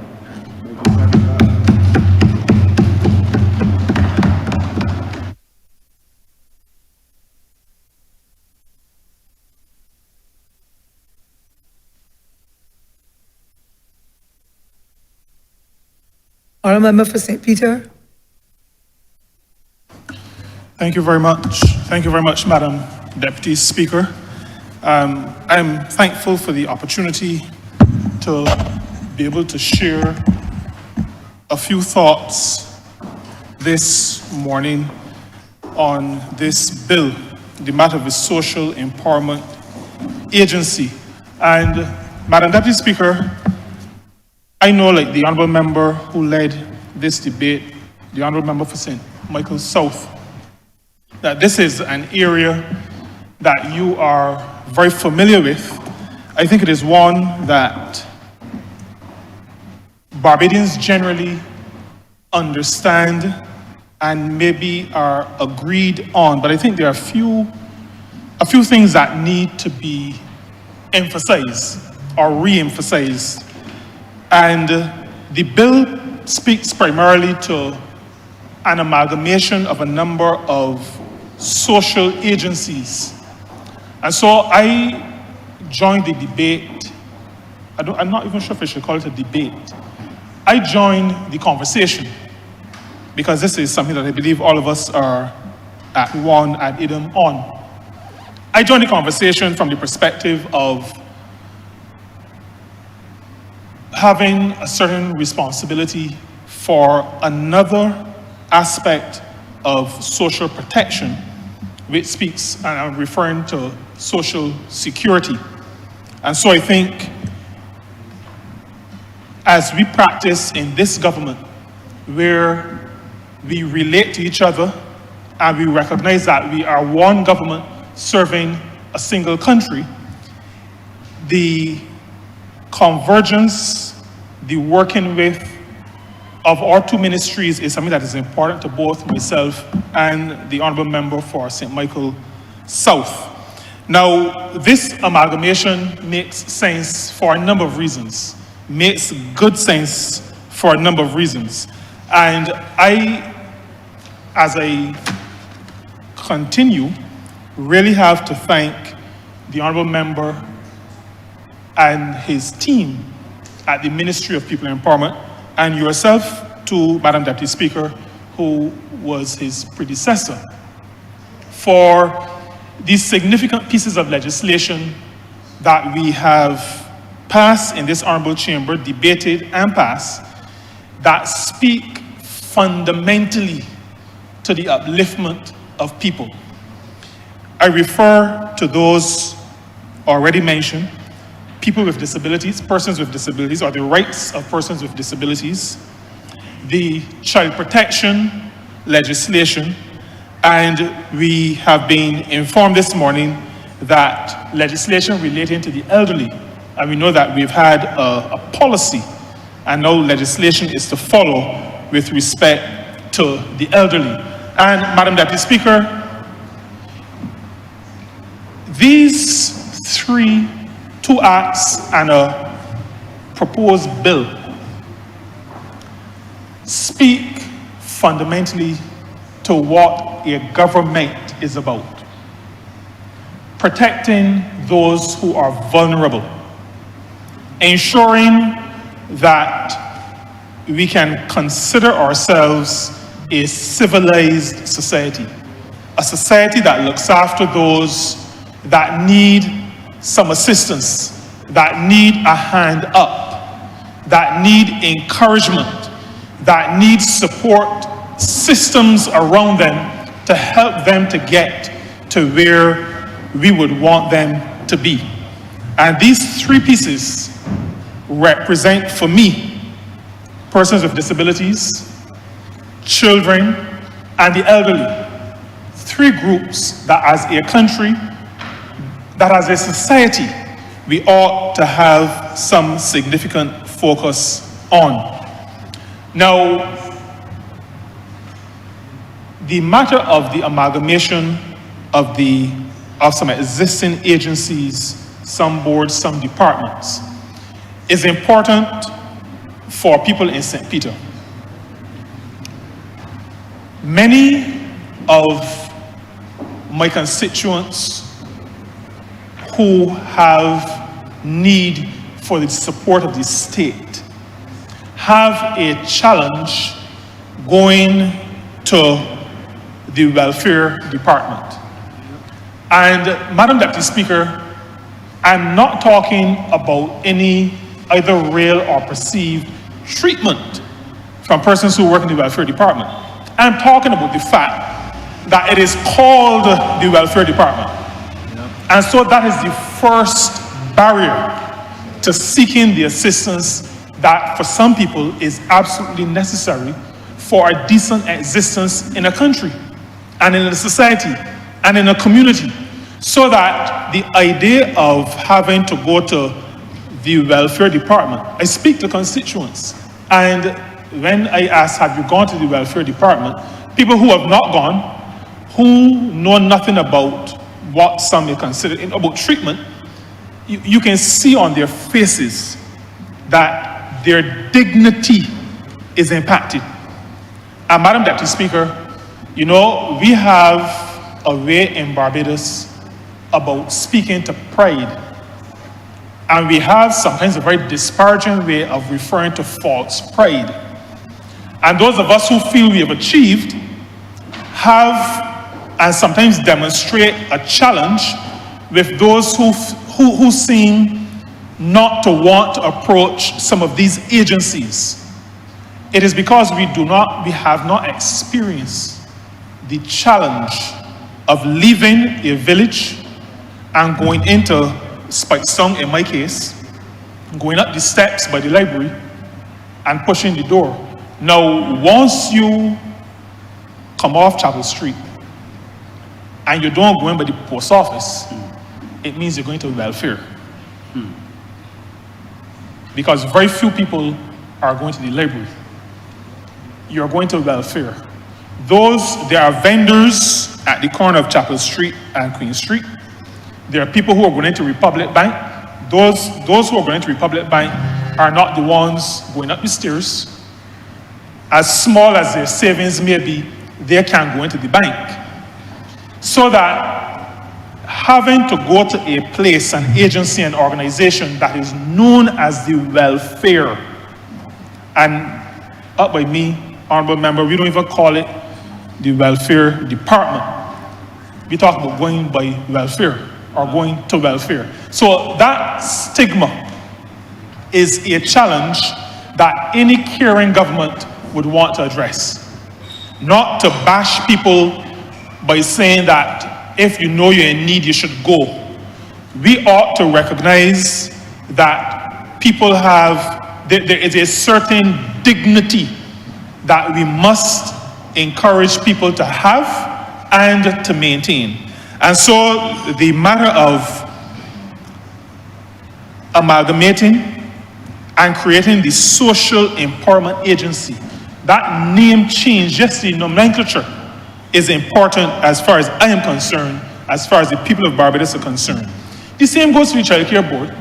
It is not the same, but for families where a child has to, where the family has to receive a visit from the Child Care Board. Well, I'll tell you, Madam Deputy Speaker, let not the vehicle that turns up at the house say Child Care Board, because then everybody starts to wonder what is happening. These are things that impact the dignity of human beings. And so, I repeat, a social empowerment agency, I believe, is the right way to go. Now, government has a role to play, and I'm focusing now on the matter of empowerment. government has a particular role to play. The world is changing very quickly. But Madam Deputy Speaker, governments of countries have a responsibility to empower the people of those countries. I pause just now because my orientation is socialist, but I realize that the world has taken a sharp swerve to the right. But I say to Barbados, to Barbadians through you, Madam Deputy Speaker, that the world ought not to be a jungle. In a jungle, the fittest survive. Nature has worked out, and the Honourable Member for Christchurch West Central may know this better than me, but nature has worked out how the weak can survive among the strong. So in a jungle, you will find snails while you find lions. With respect to human beings, it is not as simple, or we have not worked out how that happens without the intervention of the state. And so the matter of empowerment, I am calling on all those who will be involved in this agency, in this new structure, to recognize that word. It is the longest word in the name. It is the most important word in the name. This agency must be about the empowerment of people in Barbados who, not that they don't often have some level of power, but who do not feel in our structure, in our system, that they have the power that they need to move forward, to advance themselves culturally, socially, economically in this country. Government has that responsibility, and government is executing and expecting to execute that responsibility through this agency. So the matter of empowering also brings with it the enfranchising. And enfranchising is not just about economic activity. Enfranchising has as its root the idea of creating a mindset in people that allows them to move forward and do the things that they dream of doing, do the things that they see others doing, and sometimes wish that they would do. We sometimes, from time to time, we as a society that is generally seen as a Christian society, you know, we talk about not coveting, not seeing what other people have and want to go after it.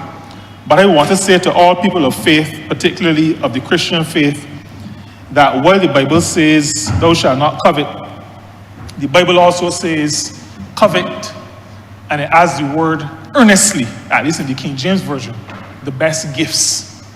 And so there is nothing wrong with aspiring for better.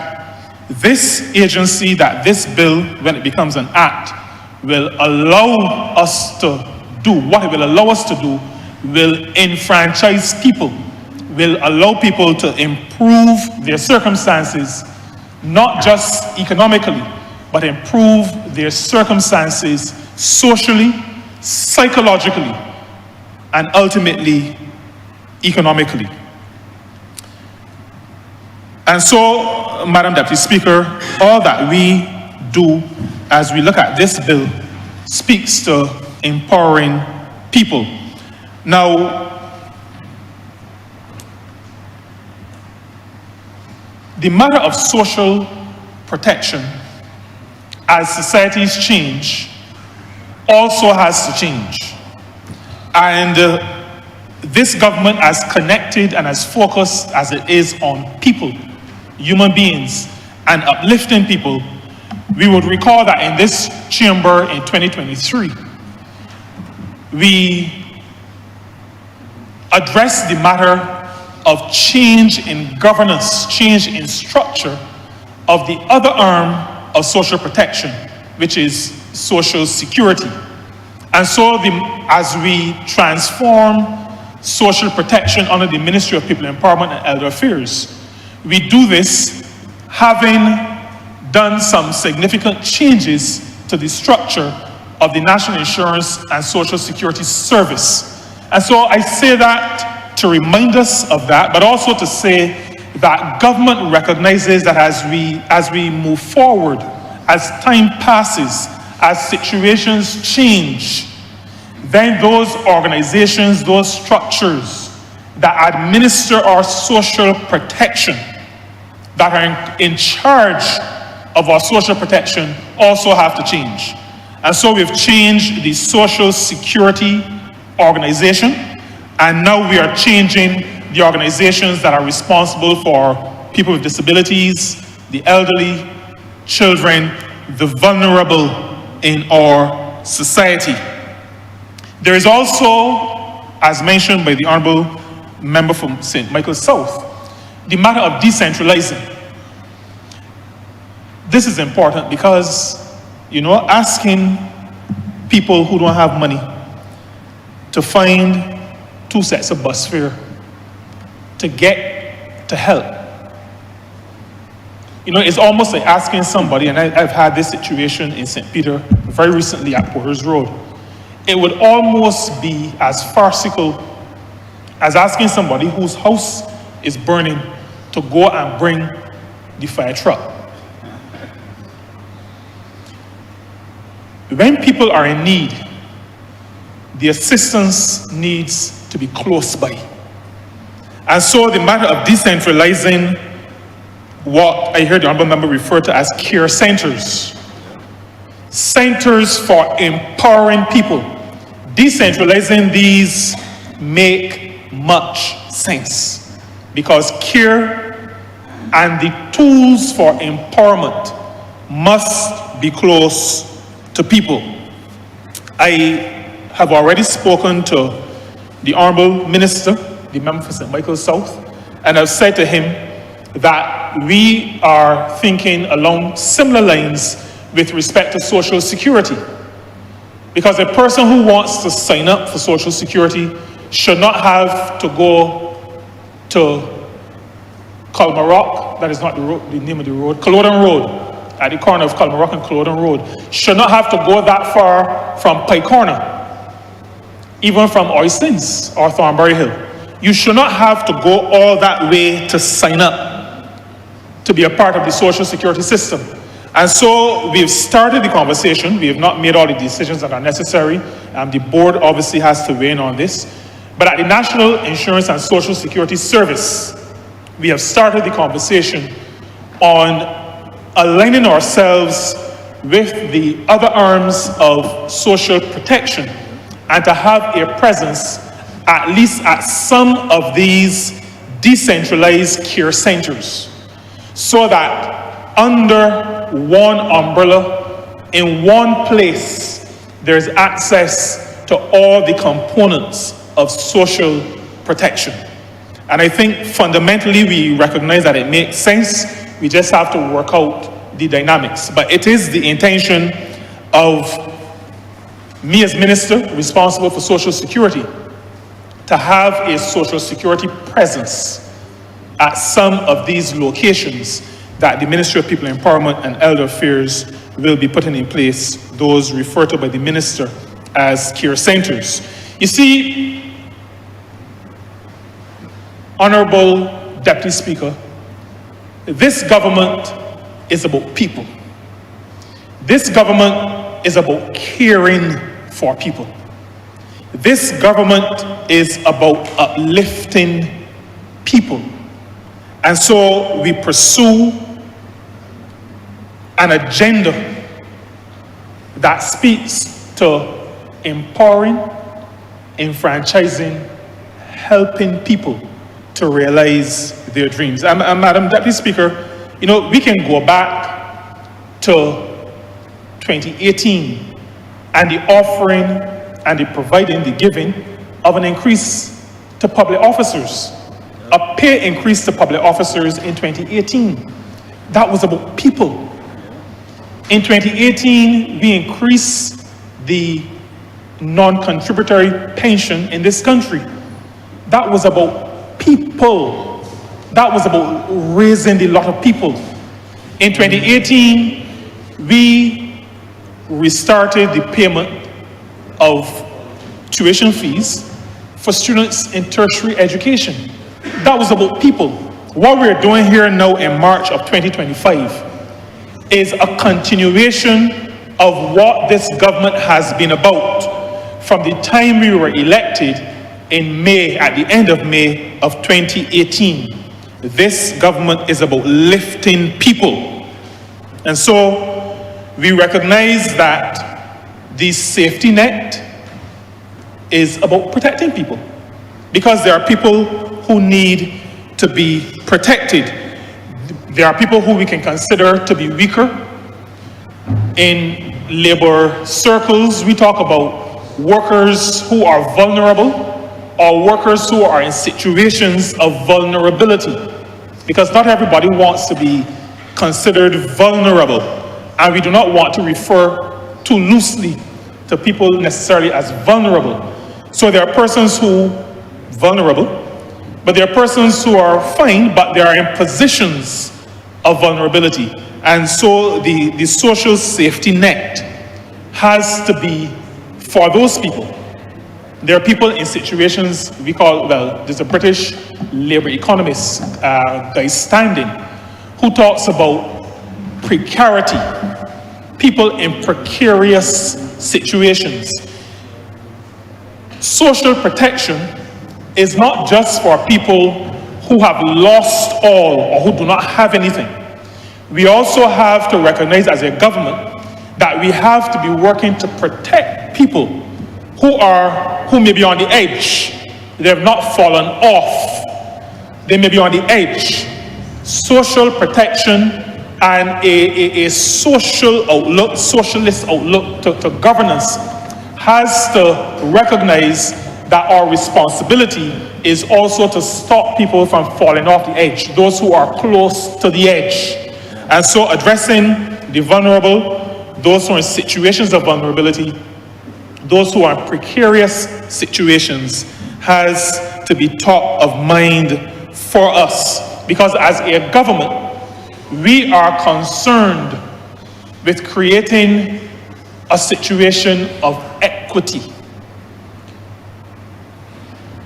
We are not, I don't want to devolve into, I shouldn't say devolve, but I don't want to move into a purely philosophical discussion. And I'm not talking about necessarily equality across the board, but there has to be a certain equity. Everybody must have the opportunity to do well for themselves. Everybody must have the opportunity to do well for their family and for their community.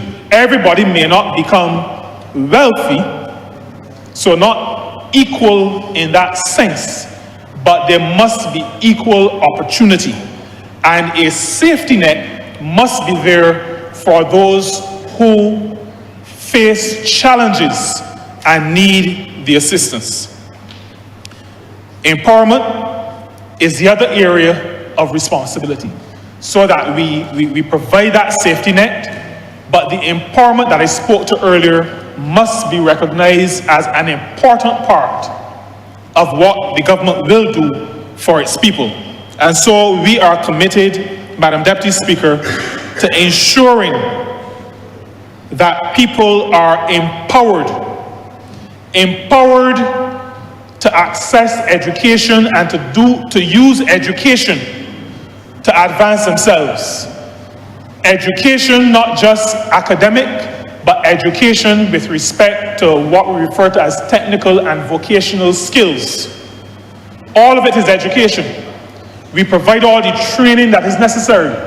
I remind the country that the National Transformation Initiative has available through Coursera thousands of courses offered free at the point of delivery for all Barbadians who are interested in taking up that opportunity. Free at the point of delivery, because we as a government, we are about empowering people through education, through providing the safety net, through providing training in financial literacy. In all kinds of ways, we are about empowerment. And so, Madam Deputy Speaker, empowerment is necessary.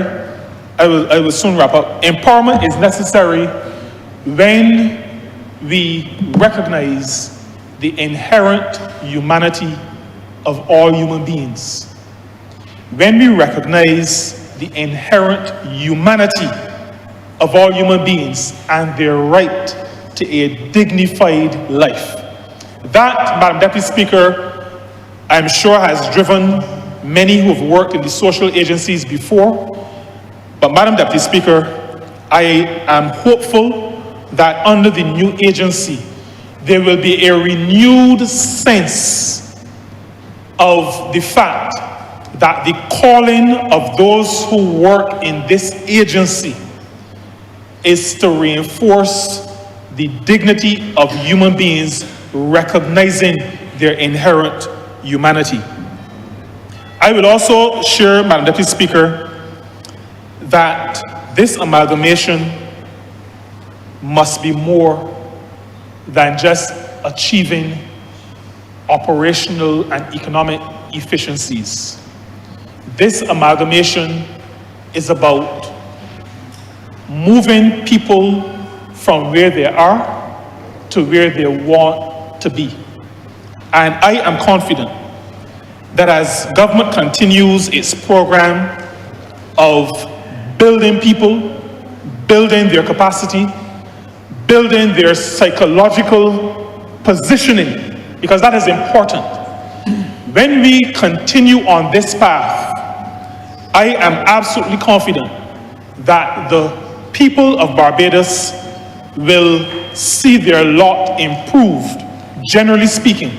But I'm also confident that Barbados as a country will, even more than it is now, be recognized as a place in an evolving civilization where human beings are recognized as human beings, where they are treated, where they are helped, and where they are put in a position to contribute in a meaningful way to the development of their communities. And with that, Madam Deputy Speaker, I am pleased to support this bill, the Social Empowerment Agency Bill, and expect that not just the people in St. Peter, but across this country will be the ultimate beneficiaries of all that we've heard laid out today. I'm obliged to you.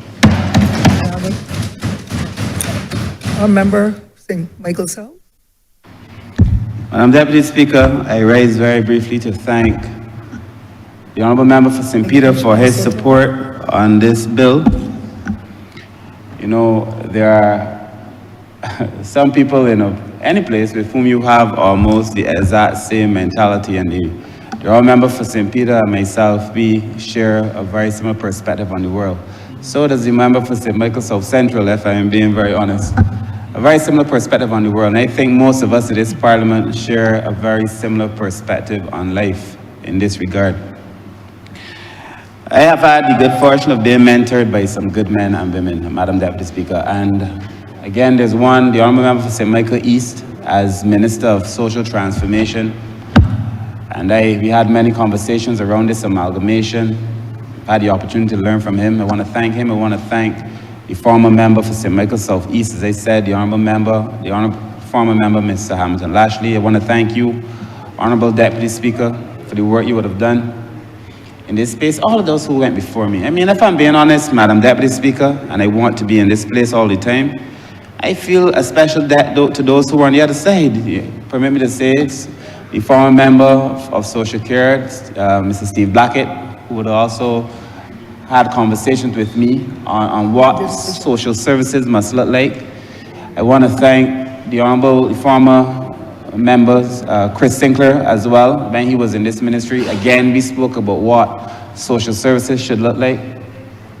I want to thank Dr. Lowe, and the great beyond now where he stands or lies. I want to thank him too. Actually, Dr. Lowe, and the Honourable Member for St. Michael East, and Mr. Trevor, Mr. Hamilton Lashley, and yourself, Madam Deputy Speaker. You may recall we met and we all had a conversation around what social services should look like. And all of us discussed it and all of us agreed. I really want to thank, because I don't think this is one where we have been really political at all. There's been a partisan political divide. I feel a special desire, perhaps compulsion in my soul also to thank the Leader of the Opposition. And I don't need to speak for the Leader of the Opposition. He's proven over the last few years, the last few months, that he's quite capable of speaking for himself. But I do know that we had conversations on this bill and that there were questions asked of me privately in relation to how we will protect the staff after this amalgamation. I believe that we were able to satisfy his concerns. Also, what are the specific changes that will help poor people? I believe we've been able to satisfy his concerns. And I want to thank the Honourable Leader of the Opposition, who did not speak in this debate, but who certainly had expressed a very positive view on the need for us to improve social services delivery. Madam Deputy Speaker, I close by saying the phrase used by the member for St. Peter resonates with me. It must be about dignity, recognizing people's inherent humanity. That's brilliant. Dignity, recognizing people's inherent humanity. That is what we have to be able to do, Madam Deputy Speaker. And, you know, development is said to be distorted if some people benefit and others don't. Distorted development does not benefit a country. And when the Honourable Member spoke of equitable distribution, it was, in my mind, a reinforcement that we need to get rid of distorted development, Madam Deputy Speaker. And I close by saying that in social development, it is about three things I say to my staff: how problems are managed, how needs are met, and what opportunities for advancement are created. How problems are managed, how needs are met, opportunities for advancement. And I believe we've been able to create an entity that does these three things. So, Madam Deputy Speaker, there's nothing left for me to say. I want to thank all the members, and I also want to thank the members of Cabinet. We've had robust conversations on this area. I thank them for their support and for their contributions. I want to thank the members of Parliament, the whole of the public, Madam Deputy Speaker, and I close again by saying to my staff, we only have one chance to get this right. We have one chance. And if people do not feel that this agency has made a difference to their lives immediately, we will never be able to convince them. And therefore, we have to begin at the very beginning by doing right by people when we launch the Social Empowerment Agency. With those few words, Madam Deputy Speaker, I ask that this bill be read a second time. Honourable members, the question is that this bill be read a second time. All those in favor, please say aye. Those against, please say no. I think the ayes have it. Madam Deputy Speaker, I beg that you do now leave the chair and that this House resolve itself into committee for further consideration of this bill. The question is that I do now leave the chair and allow the Honourable Chamber to resolve itself in committee. All honourable members in favor, please say aye. Those against, please say no. I think the ayes have it. This Honourable Chamber now will be in committee.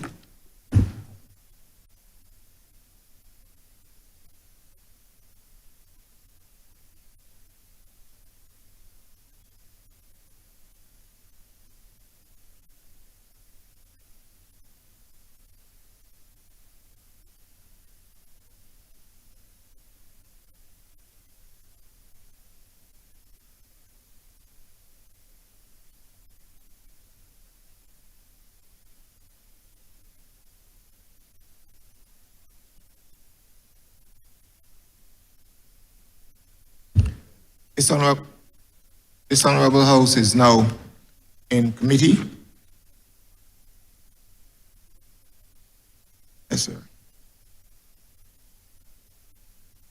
One, clauses 1, 2, 3. Chair, I beg that clause 1, part 1, clauses 1 to 3 stand part. Question is that part 1, clauses 1 to 3 stand part. All honourable members in favour, say aye. Honourable members against, say no. He thinks the ayes have it. Part 2, clauses 4 to 21.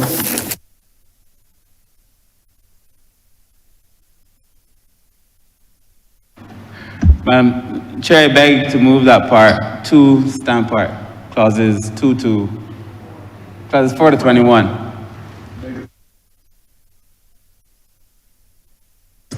The question is that part 2, clauses 4 to 21 stand part. All honorable members in favor, say aye. Honorable members against, say no. We think the ayes have it. Part 3, clauses 22 and 23. Chair, I beg to move that part 3, clauses 22 and 23 stand part. The question is that part 3, clauses 22, 23 stand part. All honorable members in favor, say aye. Honorable members against, say no. We think the ayes have it. Part 4, clauses 24 to 32. Chair, I beg to move that part 4, clauses 24 to 32 stand part. The question is that part 4, clauses 24 to 32 stand part. All honorable members in favor, say aye. Honorable members against, say no. We think the ayes have it. Part 5, clauses 33 to 45. Chair, I beg to move that part 5, clauses 33 to 45 stand part. The question is that part 5, clauses 33 to 45 stand part. All honorable members in favor, say aye. Honorable members against, say no. We think the ayes have it. The first schedule. Chair, I beg to move that the first schedule be the first schedule to the bill. The question is that the first schedule will be the first schedule to the bill. All honorable members in favor, say aye. Aye. Honorable members against, say no. We think the ayes have it. Chair, I beg to move that the second schedule be the second schedule to the bill. The question is that the second schedule will be the second schedule to the bill. All honorable members in favor, say aye. Honorable members against, say no. We think the ayes have it.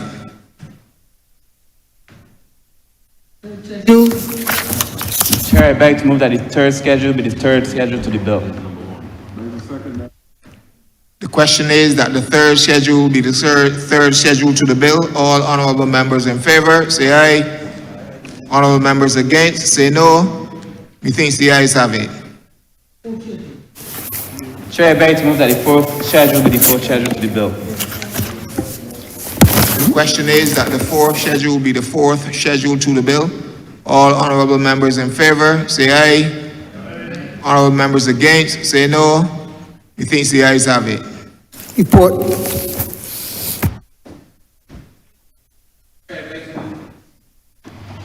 Chair, I beg to move that you do not report to Her Honor the Deputy Speaker the passage of one bill in committee. The question is that I do not report to Her Honor the Deputy Speaker the passing of one bill in committee. All honorable members in favor, say aye. Honorable members against, say no. We think the ayes have it.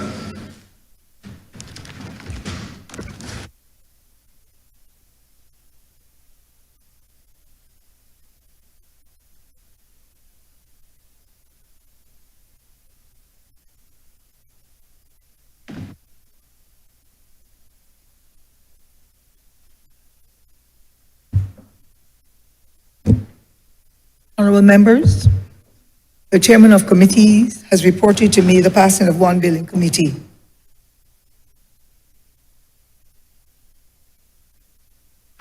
Madam Deputy Speaker, I beg to move that this bill be read a third time. Question is that this bill be read the third time. All those honorable members in favor, please say aye. Amen. Those against, please say no. We think the ayes have it. Madam Deputy Speaker, I beg to move that this bill do not pass and be cited as the Social Empowerment Agency Act 2025. The question is that this bill be now passed and so cited. All honorable members in favor, please say aye. Those against, please say no. We think the ayes have it. This bill is now passed and so cited.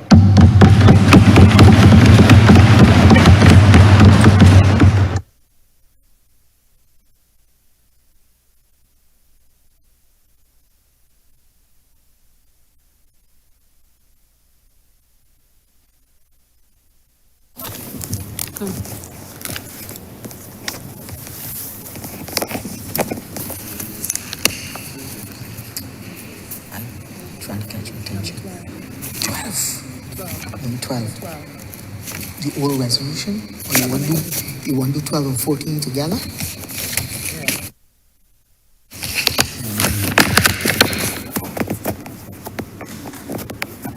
Madam Deputy Speaker, may we take orders number 12 and 14 together?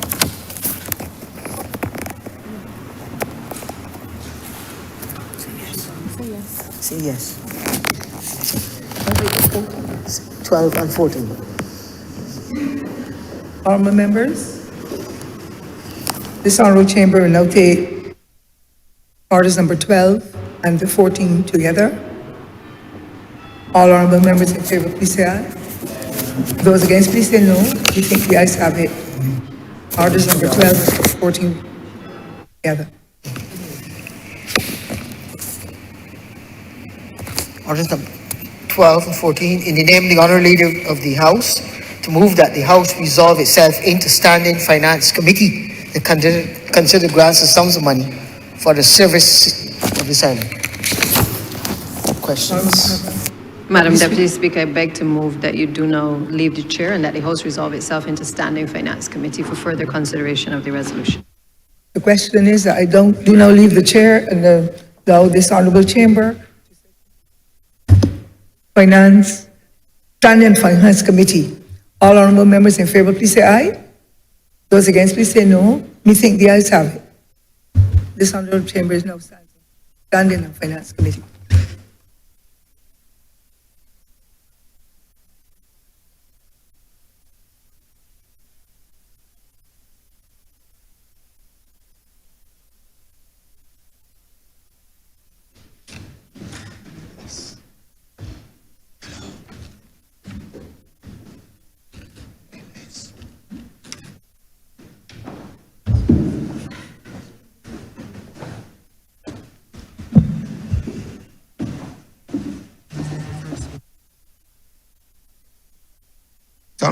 This Honourable House is now in Standing Finance Committee.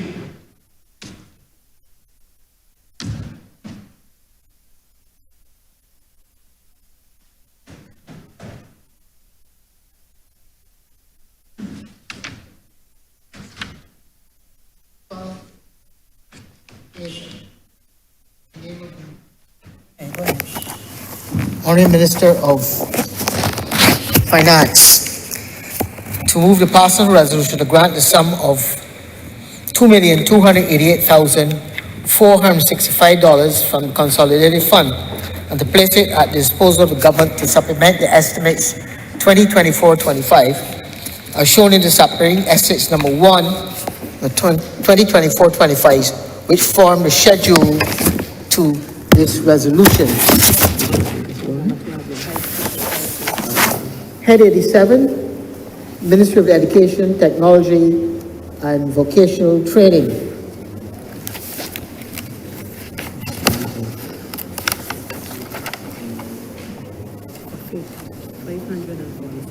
$546,227.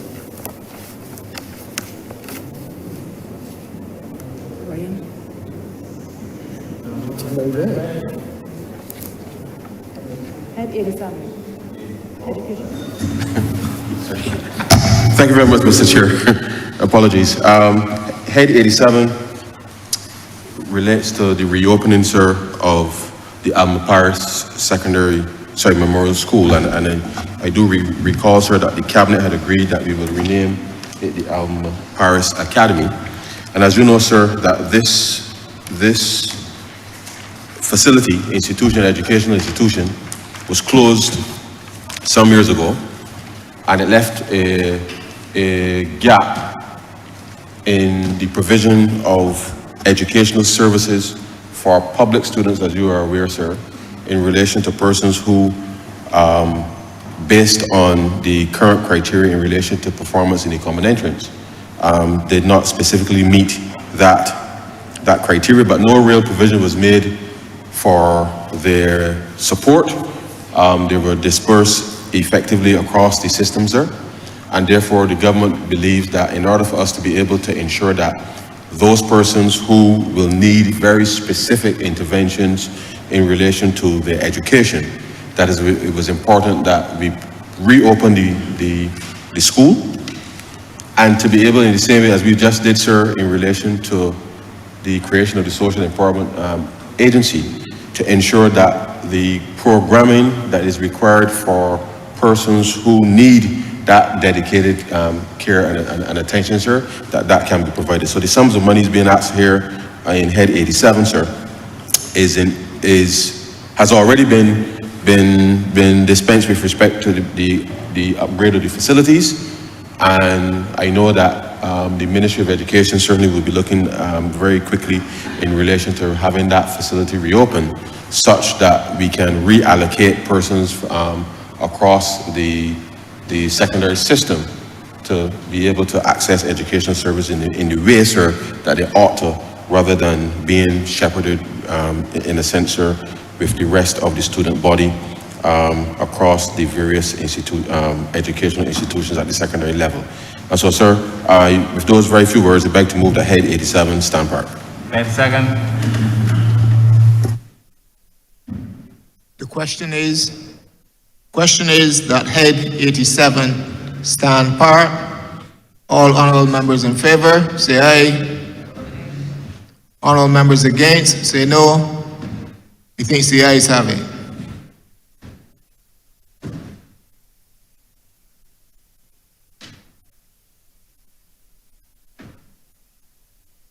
Head 91, sir. Ministry of Youth, Sport and Community Empowerment, $1,742,238.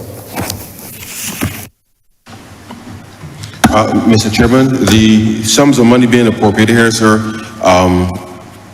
supported the introduction of the Prime Minister's Cup, sir, which, as you know, sir, created opportunities for a genuine semi-professional approach to providing financial support for footballers across a number of communities across Barbados. These events, sir, specifically was intended to ensure that the reconnection within our community, sir, and certainly the culmination that Kensington on the night of independence, sir, I think all of Barbados can be proud as to not just that the COP itself was executed well, but it really did provide an opportunity for us to be able to assess the talent, genuinely so, that may exist across communities, and the ability, sir, to mix different levels of clubs, I think was important, and therefore these sums that were appropriated here, sir, $1.7 million, some of it clearly would have been prize monies for the teams. Each player was given a stipend for each game. There was a number of supporting activities around training in soft skills, as well as other training opportunities that were provided throughout the execution of this particular tournament, such that we hope, sir, that going forward, that this now becomes a model for how we can change potentially the trajectory for persons in this particular space. Whilst I'm on this topic, sir, I want to reiterate that within the context of being able to have organized sports, as you would appreciate, sir, once we can get persons who are involved not just in the playing of the football itself, sir, or whatever activity it is, but there are also ancillary support around tournaments like these, and therefore the extent to which you have persons being trained in commentary and the production of the content is really where you want to make sure that as we move forward, sir, that we can broaden the participation of not just, as I say, not just the people playing the football, but the supporting elements of it. And I hope, sir, that next year, all the communities who will qualify based on the result of the next BFS season and where people are, that I hope that communities across Barbados will see the need to invest some quality time with respect to being able to ensure that they can support, as far as possible, sir, their local teams. And I hope that we'll be able to showcase year after year after year, sir, not just the talents of Barbadians in relation to on the field, but equally, sir, being able to show that these types of interventions can spawn additional activities, sir, in relation to building greater community resilience. And so, sir, with those very few words, I'd like to move that head 91, stand by. Mayor, second. The question is that head 91 stand part. All honorable members in favor, say aye. Honorable members against, say no. Methinks the ayes have it.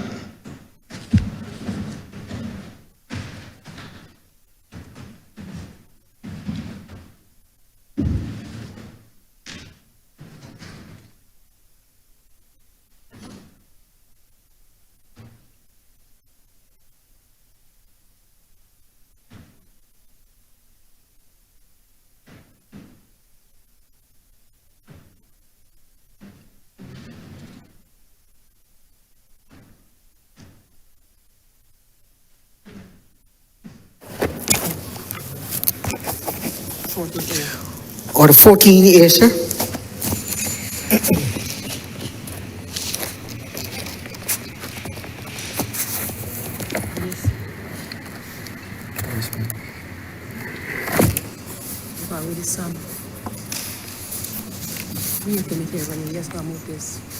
In the name of the Honourable Minister of Minister in the Ministry of Finance, to move to pass on the resolution to grant the sum of $314,104 from the Consolidated Fund to place at disposal of the government to supplement the estimates 2024-25, as shown in the supplementary estimates number 2, 2024-2025, which form the schedule to this resolution. Head 12, sir, Parliament.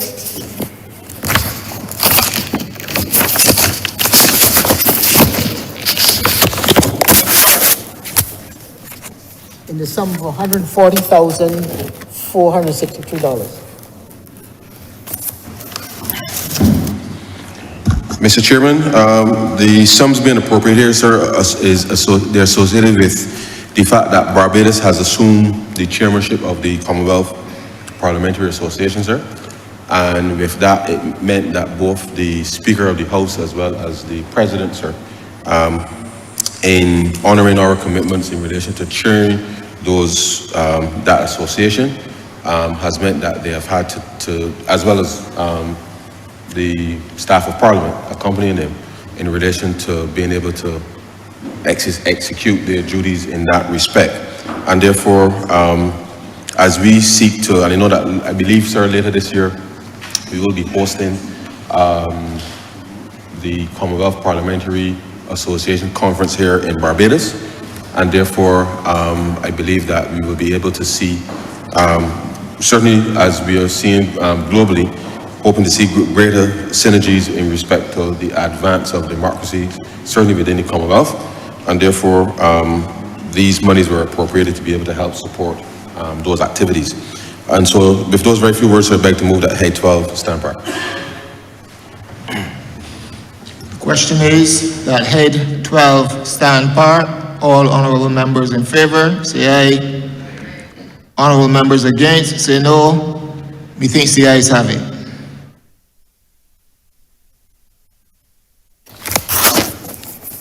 Head 13, Prime Minister's Office. $70,417,645.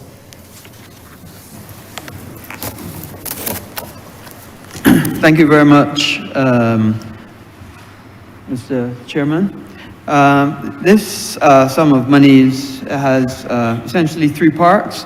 The first part, small amount, is to do with salaries, personal emoluments. As you know, as our convention, we don't really debate personal emoluments here. The second part has to do with the digitization center and monies for that. And it's important, it became so obviously important why digitization of all of our records is essential. Because it gives us an opportunity to store them and store especially historic records in multiple places. Lil, we remember when we had that fire at the archives and several documents destroyed. And if we had only been able to digitize even before that, we would have had at least copies of those documents. So the second part of this money is to be able to pay and accelerate the digitization program and the operations of digitization. And the final part about it, the larger sum, is for the geriatric hospital. And as you know, Mr. Speaker, as you drive along Waterford Boulevard, you would see the geriatric hospital is moving at a pace. And as you even think of what we had in the last presentation, as Barbados becomes a super-aged population, it means that we have to make preparations for our aged population. And this is the first time that Barbados will have a purpose-built geriatric hospital for its people. And I just wanted to use an opportunity to give an update to the people of Barbados. The West Wing is moving at pace. Slicking and priming is completed on all the 4 floors. The first coat of paint has begun and is being applied to the ground and first floor. Installation of all the mechanical, electrical, and plumbing on all floors is ongoing and nearing completion. Installation of all the exterior lights and fixtures is moving. The administration core is also moving at a pace. We're at the stage of slicking and priming walls on all the floors. The south wing as well is moving. Again, preparation for slicking and priming all the floors. Installation of kitchen drains. Final portion of the ground floor slab is in preparation for casting. Construction and plastering of the internal block work ongoing as well on all floors.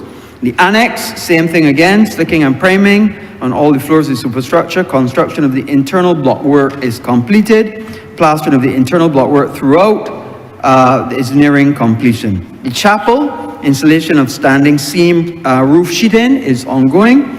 Peel and stick membrane on the roof is completed. Beam filling for the roof is completed, and slicking and priming of all interior is going on as well.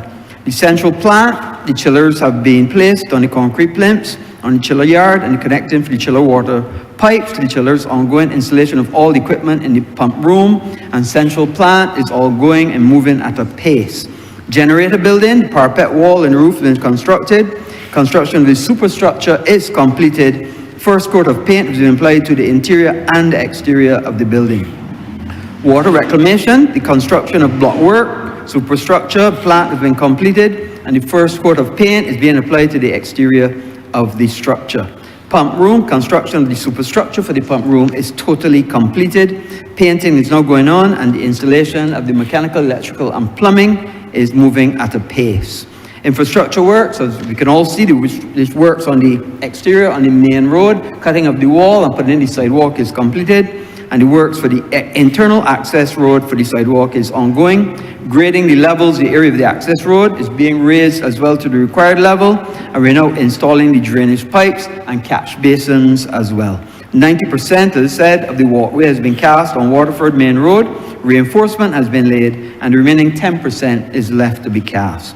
All the trenches have been dug for chill water pipes running for the west wing to the chiller yard, and delaying the installation of chill water pipes is completed and now making connections. Mr. Chairman, we are making significant construction progress on this, and I am on target to be able to get this facility completed this year. And I beg to move that Head 13 stand park.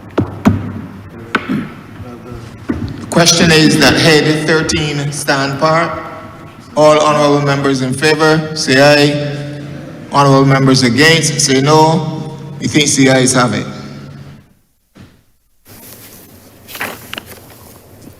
Head 27, Ministry of Tourism and International Transport, the sum of $7,508,792. Mr. Chairman, the sums of monies being appropriated here relate to two specific areas. As you know, sir, with the passage of Hurricane Beryl last July, there was significant damage to the fishing harbor, as well as the Bridgetown port and other. The Coast Guard also got some damage. We all saw the videos of the Jolly Roger sinking and a couple other boats. I think Dream Chaser was the other one as well, sir. And so the specific piece of monies here, sir, with respect to the 5 million for the port, was actually to pay for the armor stones, which I'm sure Barbados may have seen being offloaded in the area, as the works have commenced in respect to that.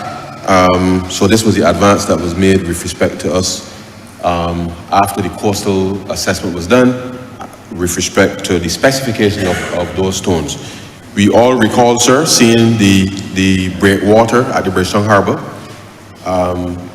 Effectively, those stones were tossing as if they were jacks, as we would used to play with, sir, when we were young, and each of those stones weighed 5 tons each. And therefore, it was important that even though the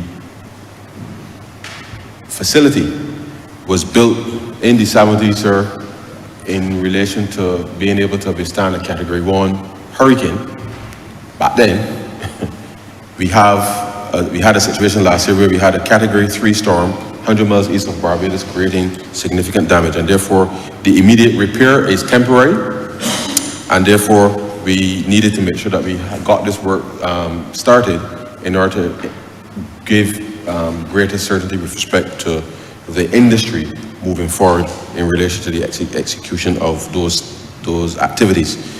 In relation to the work for the civil aviation, sir, we continue to provide not just the requirements for additional staffing, but also additional equipment to upgrade, sir, the civil aviation framework in the country. I think we can all attest to the fact that air safety is critically important, given what we've seen in recent times internationally with respect to safety. And therefore, as Barbados upgrades its systems, training of its people within the civil aviation space, these monies were appropriated to help support that endeavor. We've long spoken about Barbados becoming a Category 1 jurisdiction according to the Federal Aviation Authority, and therefore this government has taken the concrete steps to be able to ensure that that goal can be attained by being able to make the necessary investments to achieve such status, which then allows us then to do more business within the North American space.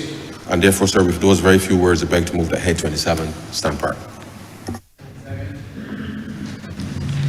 The question is that Head 27 stand part. All honorable members in favor, say aye. Honorable members against, say no. Methinks the ayes have it.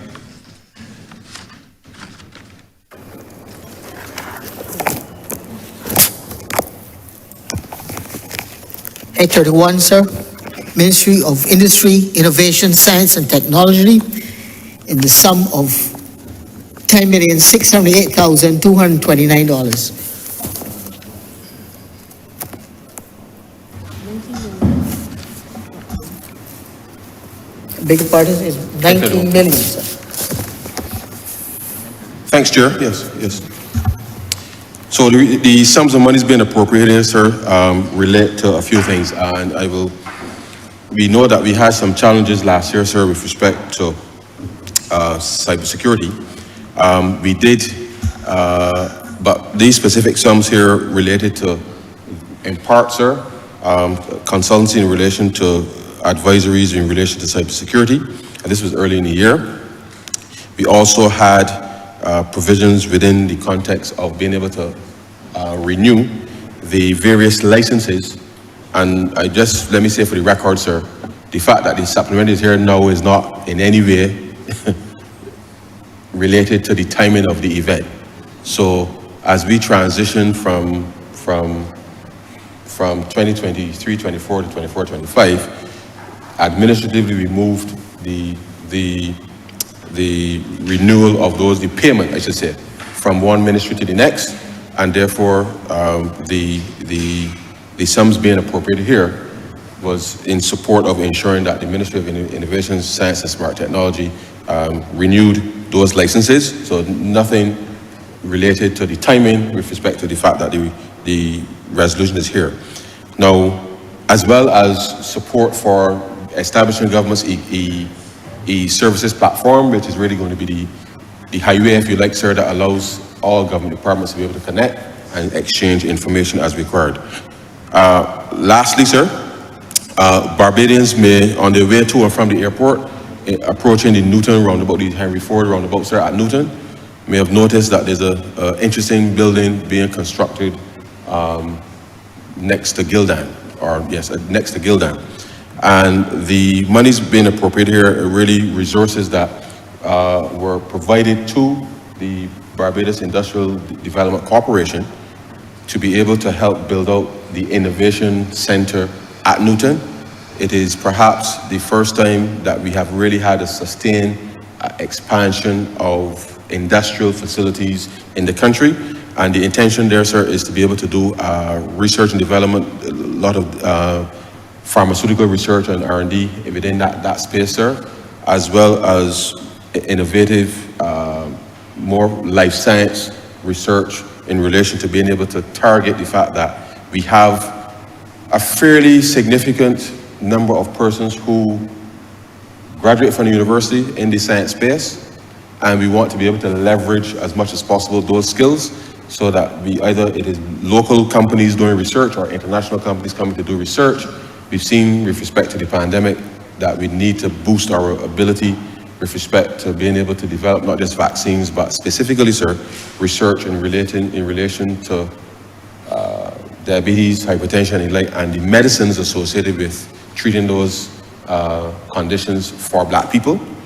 And therefore, a couple of weeks ago, we signed an agreement with Biomedical X, I believe, out of Europe to be able to establish a company here in collaboration with Export Barbados to start to do some work in this area to build capacity and to ensure then that the pharmaceuticals that we consume, that we can start to understand the genomics around how that affects us as Black people and start to develop the treatment, develop the pharmaceuticals, the drugs that are more suited, sir, to our DNA.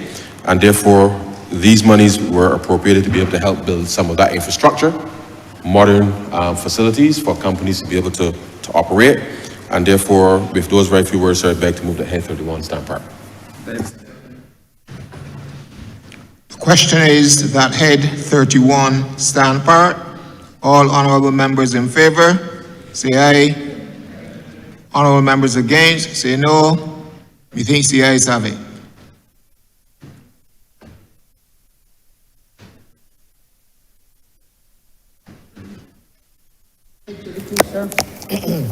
Ministry of Foreign Affairs and Foreign Trade in the sum of $5,920,778.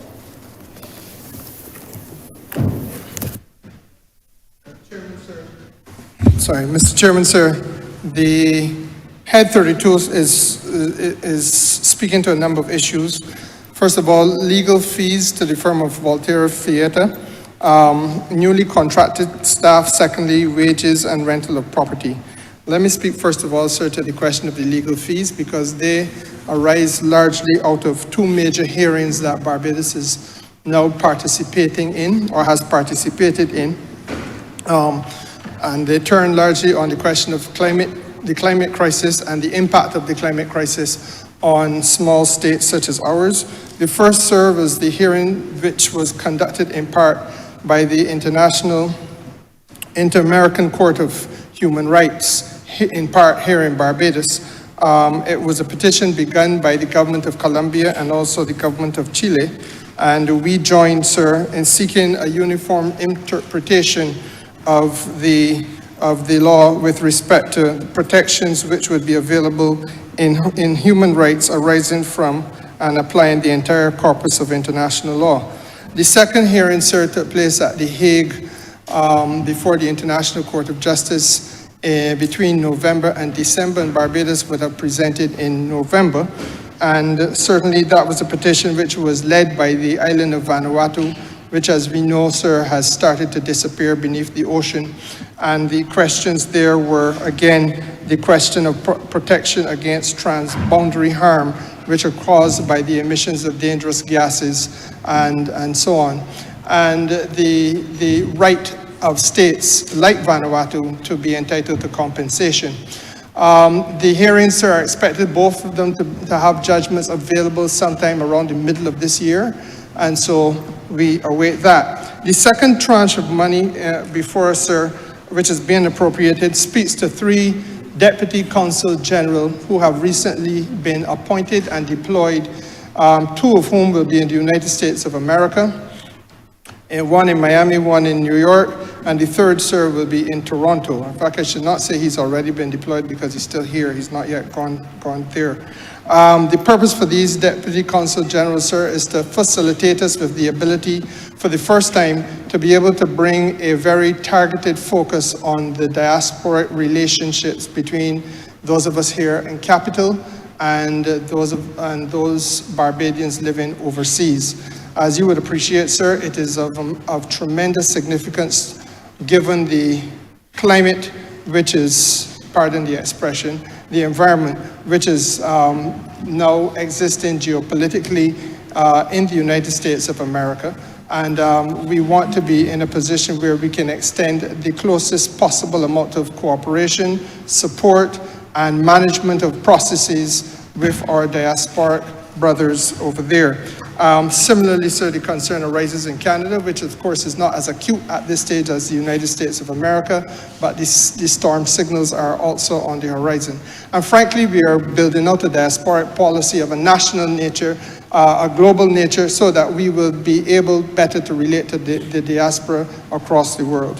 Last, sir, is the sum of $1.6 million, which represents increased contributions to CARICOM, and that is as a result of CARICOM's contribution allocations being revised as they are done from time to time. And in addition to that, it includes 3 years of Barbados's contributions towards high-level representation on law and criminal justice, which is submitted to the CARICOM Secretariat. And the reason for that, sir, as you're well aware, our friends next door in Trinidad and Tobago are under a crisis still under a crisis induced by the criminal situation in that country. The region as a whole is particularly focused on the question of crime and its impact across boundaries, and we as a country have had to treat to this matter via a number of interventions, both social, legislative, and otherwise. So that, Mr. Chairman, sir, the work that is being done in CARICOM is being done in association with all of the members of CARICOM, all of the member states, so as to strengthen our ability to treat to this crisis that we are dealing with. Sir, with those few words, I would beg to move that Head 32 stand part. The question is that Head 32 stand part. All honorable members in favor, say aye. All members against, say no. Methinks the ayes have it. Here's an information, the sum of $10,301,525. Mr. Chairman, the supplementary provision that is being sought under this head, the amount of just over $10 million, is really dedicated to one of our SOEs, that of Caribbean Broadcasting Corporation. It is intended that these monies should go towards the payment of PAYE arrears, VAT arrears, and arrears in respect of NAS, and also to facilitate payment of salaries, pension, and other operating expenses. I think the Chamber would be aware that Caribbean Broadcasting Corporation has had numerous challenges in recent years. Only, I think, in the last day or so, the public would have been given a brief as to the direction, given an indication of the direction that CBC wants to go in, and become a fully digital broadcasting corporation. But that is the future.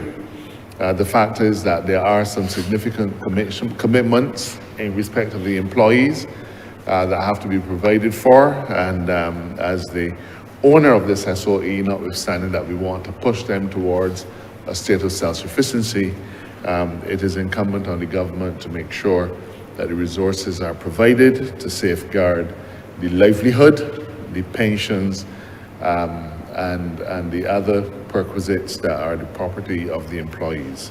I beg move this head stand part.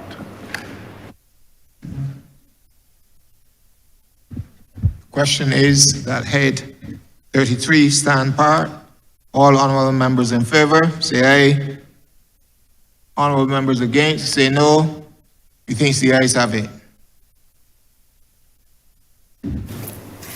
Head 34, Ministry of Finance, Economic Affairs and Investment, in the sum of $36,947,989. Mr. Chairman, a few areas to cover. As you will recall, sir, we had a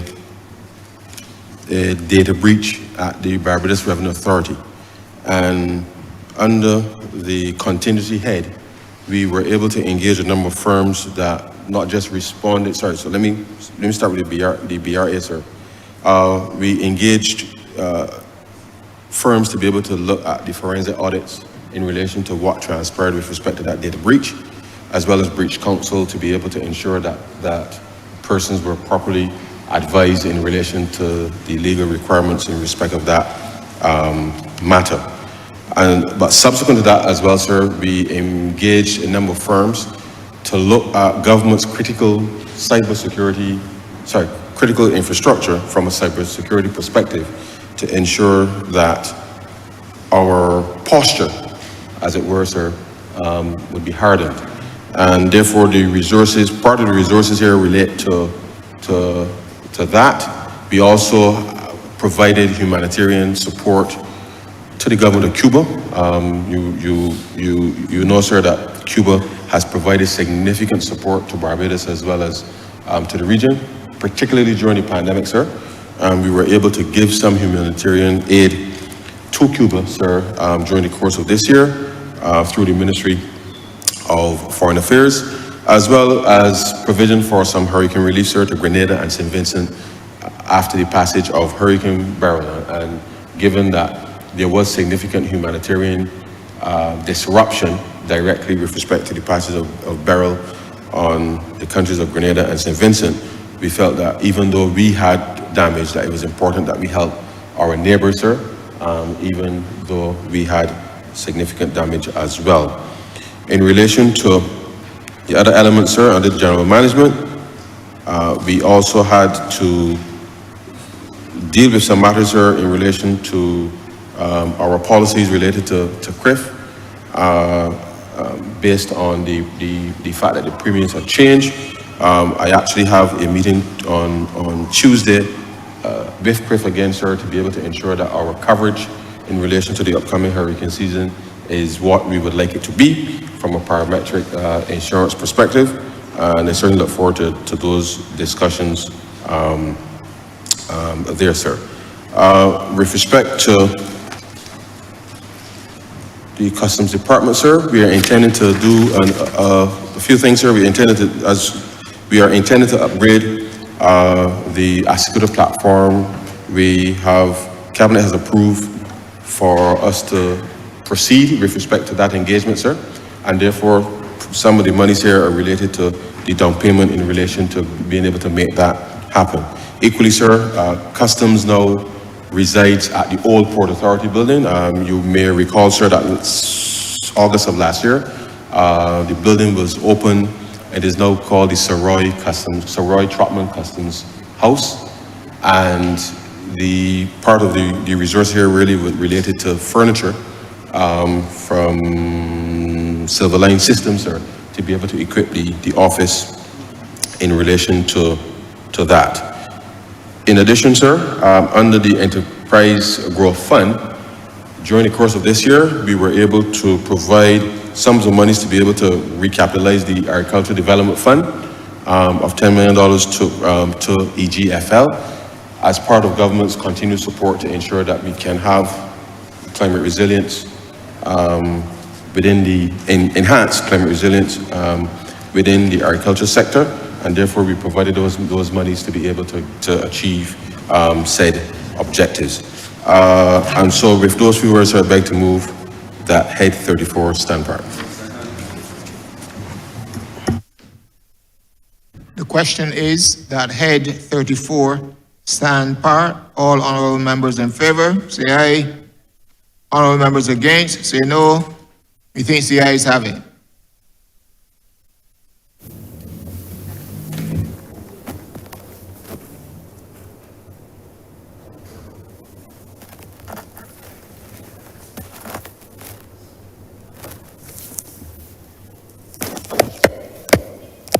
Head 35, sir. Ministry of People Empowerment and Elder Affairs in the sum of $3,535,525. Mr. Chairman, the sums of monies here relate to 4 departments: General Management, Welfare Department, as well as the Bureau of Social Planning and Research, as well as the Resilience and Reintegration Unit. Some of the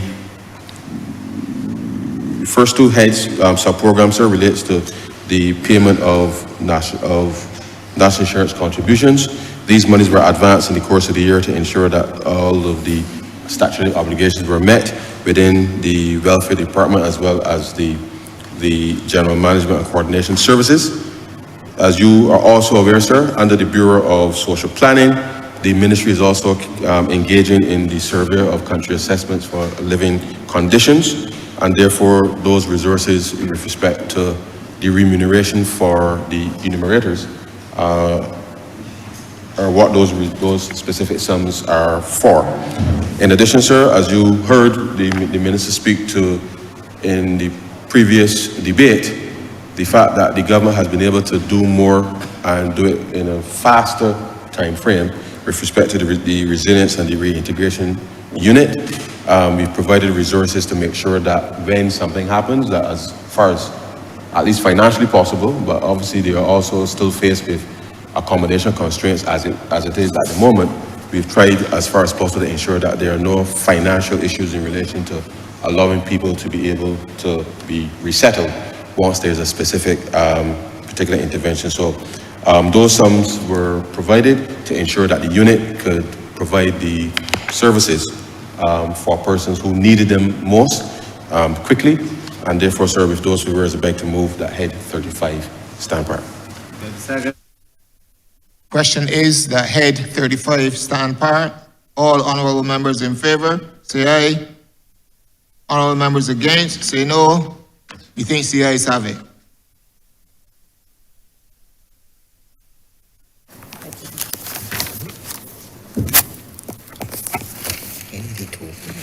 Head 82, sir.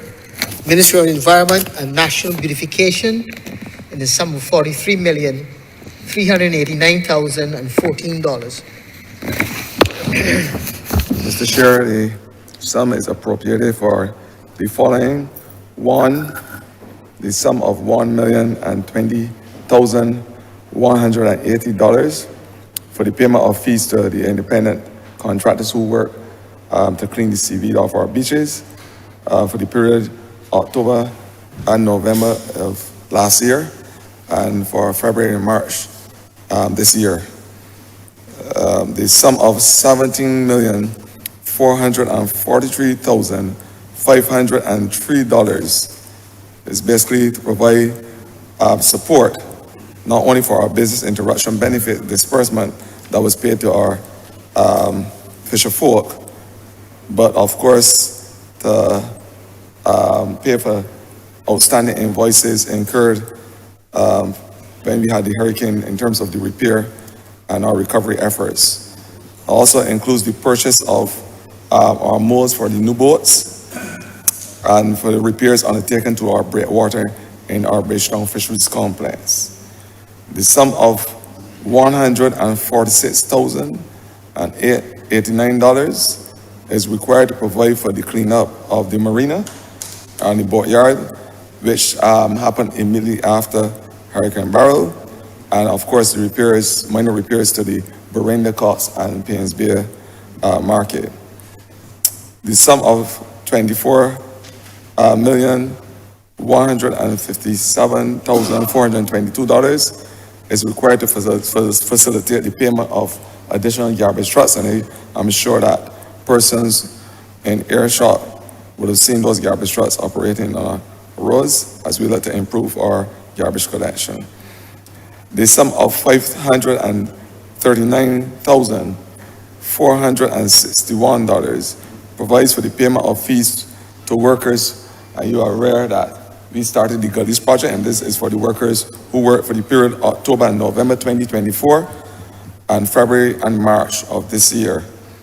The sum of $800,000 is required to support the Inter-American Development Bank funded project entitled Strengthening Institutional and Technical Capacity for Barbados to meet the transparency requirements of the Paris Agreement, which we all know is responsible to ensure that we keep on track in terms of our 1.5 mantra to stay alive.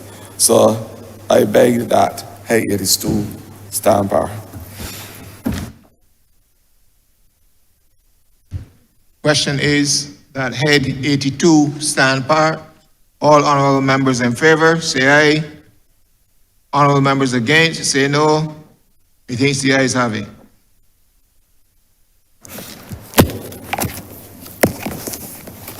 Head 83, sir. Ministry of Agriculture, Food and Nutrition Security in the sum of $26,567,591. Thank you, Mr. Chairman. This money is voted to the Ministry of Agriculture, Food and Nutritional Security.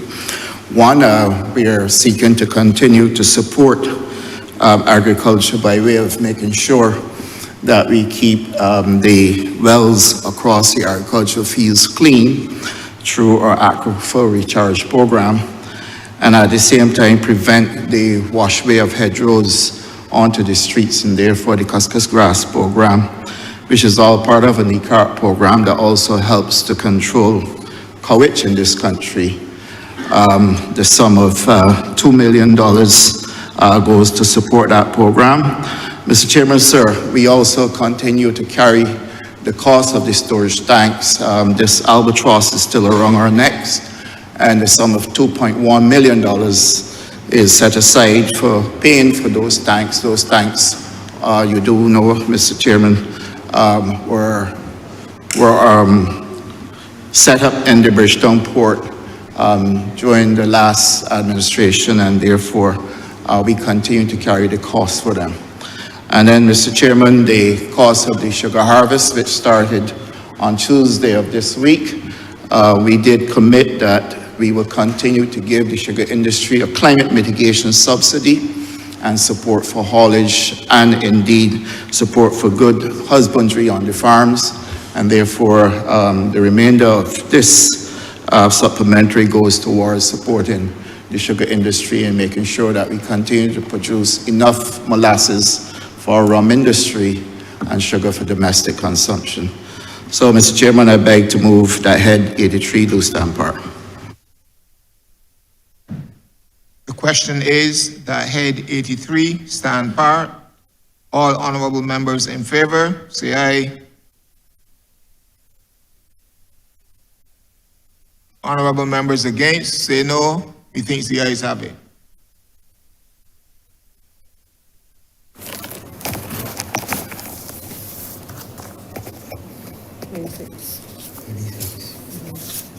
Head 86, sir. Ministry of Health and Wellness in a sum of $57,445,310. Thank you very much, Mr. Chairman, sir. The sums being requested under Head 86 relate to a number of areas and sub-programs. The first one relates to the payment of our Honourable contingent. Yes, it is on. Thank you. The first relates to the payment of our contingent of Ghanaian nurses who are here on the ground helping us in our delivery of healthcare services in the amount of $2.9 million. We also have, under the Queen Elizabeth Hospital, an arrangement and a loan with the European Investment Bank that is to help us with 4 capital projects in the amount of $17.2 million. We also have, under this particular supplementary, and a disbursement being made to the emergency ambulance service in the amount of $65,000. And this relates to costs associated with the hosting of the World Cup, Cricket World Cup last year, 2024, the men's T20. We have under the psychiatric hospital, we have additional salaries that are being paid and voted for that are to cover the increased costs related to the travel of officers in the amount of $287,864. We are at this point in time requesting a supplementary for pharmaceutical program under our drug service in the amount of $3 million as reimbursement to private pharmacies. And lastly, under the environmental health services, we're requesting a supplementary of $113,000 approximately, once again, to cover costs associated with equipment and supplies associated with the T20 Cricket World Cup competition that was hosted. Even as I move this supplementary, I would like to highlight the tremendous contribution that our Ghanaian nurses are making to the delivery of healthcare across our various institutions, not only within the Ministry of Health proper, but in particular at the Queen Elizabeth Hospital. I would like to, at this point in time, congratulate and join in the celebration of the 68th Independence Anniversary celebrations that are taking place right now in Ghana. And of course, we want to extend our appreciation to the government and people of Ghana, and of course the nurses who have come here happily and are lending their expertise, their skills, their knowledge and experience to help us as a nation to deliver excellent healthcare service to our people. So with that being said, Mr. Chairman, I beg to move that Head 86 stand part. The question is that Head 86 stand part. All honorable members in favor, say aye. Honorable members against, say no. Methinks the ayes have it. Head 87, sir. Ministry of Education, Technological and Vocational Training in the sum of $18,525,396. Mr. Chairman, the sums of monies being appropriated here relate to a few sub-programs. As you know, sir, during the course of the year, the government enhanced the security at some of the schools, and as well as undertook some renovations at the Riverview building with the ministry headquarters. In addition, sir, the change management unit, as you know, sir, we are deep into education reform, and the change management unit was appropriately resourced during the course of this year, not just with respect to staffing, but certainly with respect to the programming that is intended to be delivered to assure that we can have effective transition from the current system into what we want it to be moving forward.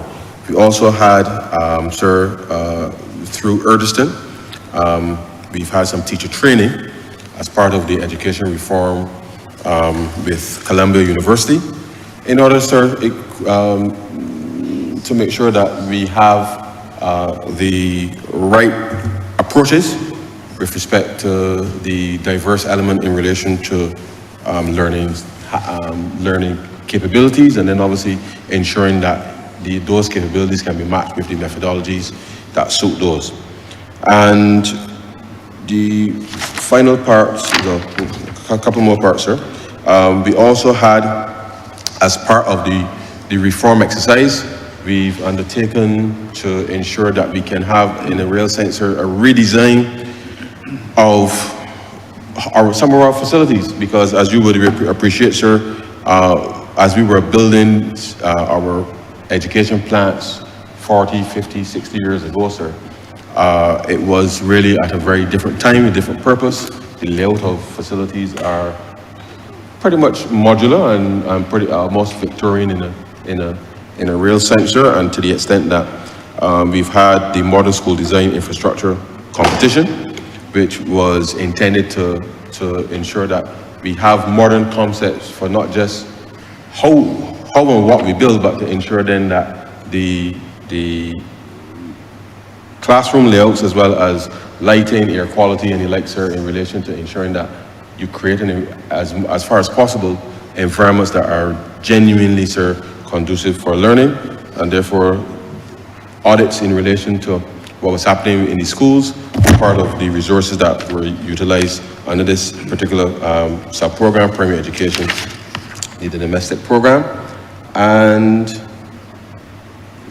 payments of utilities, as you know, sir, as with everything, as we have seen the government provide relief for Barbadians in relation to residential homes in relation to utilities, the government at its various primary schools have had to have seen increase in relation to the consumption of electricity and like. So within the nursing and primary section, there's an increased allocation there with respect to utilities.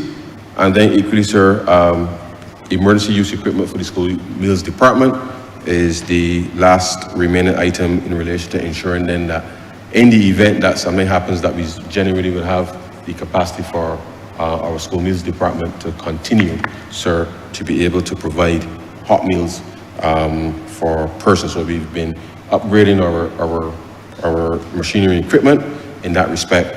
And therefore, sir, with those few words, I'd like to move the head 87 stand part. There's a second. Question is the head 87 stand part. All honorable members in favor, say aye. Honorable members against, say no. We think the ayes have it.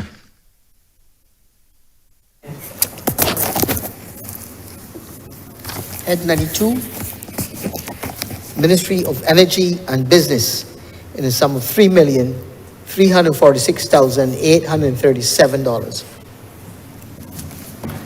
Mr. Chairman, these sums of monies relate to two specific areas. With respect to the Fair Trading Commission, sir, there was a job and remuneration evaluation exercise completed at the Fair Trading Commission, given that there were some issues structurally in relation to staffing there that perhaps contributed to the delay with respect to the technical decisions that were required within the context of its mandate, as well as compensation for a power systems engineer, sir, to ensure that as we move forward, that the commission would have the necessary technical skills within certainly the electricity sector to be able to properly assess and to make determinations quickly in relation to decisions that they have to make that will give comfort not just to the main utility, but equally, sir, to investors as well as individuals who have an interest within the electricity sector. In addition, sir, the revolving fund with respect to PSVs for being able to access loans for moving away from diesel predominantly to EVs or alternate fuel vehicles, the $3 million to fund that was made available during the course of the year, and this resolution is just bringing that transaction to account. And so with those very few words, I beg to move that Head 92 stand part. Second. Question is that Head 92 stand part. All honorable members in favor, say aye. Honorable members against, say no. Methinks the ayes have it. Head 83, Ministry of Housing, Lands and Maintenance, the sum of $25,371,368. Thank you, Mr. Chair.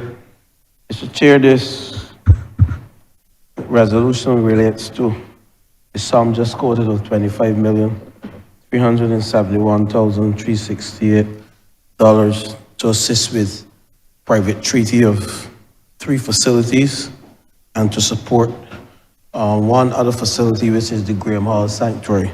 Following the announcement in 2020 that the St. Ursuline Convent was closing, the government saw it fit as part of its educational reform to acquire this property through private treaty. And some of these funds, Mr. Chairman, would pay towards this acquisition to close it out. In addition, lands at Charleston Park at the corner of Charleston Avenue and Colonial Road, the property of Life of Barbados, now Sagicor Group, we saw it fit to acquire again for the purpose of education, 5 acres of land. And again, some of this monies will go towards the purchase of that property. So both the 2 St. Ursulines Convent and the Charleston Park area, the 5 acres at Charleston Park, are for educational purposes. In addition to that, Mr. Chair, the Grady's Grant Building at White Park Road, again, through private treaty, we acquired that building for a critical purpose for the Barbados Police Service. And indeed, Mr. Chairman, you know that we, in an effort to address some of the challenges we face, we have to find proper accommodation, fit for purpose accommodation for the police service. And indeed, the Geddes Grant Building at White Park Road was seen as one of those facilities that we can utilize, and it is being utilized now by the police service. In addition, Mr. Speaker, we saw it fit to help maintain the Graham Hall Nature Sanctuary, which is 42% of our Ramsar wetlands at Graham Hall.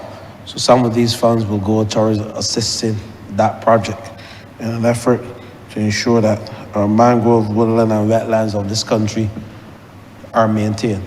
And with those few words, Mr. Speaker, Mr. Chairman, I beg that Head 93 stand par. The question is that Head 93 stand par. All honorable members in favor, say aye. All members against, say no. Methinks the ayes have it.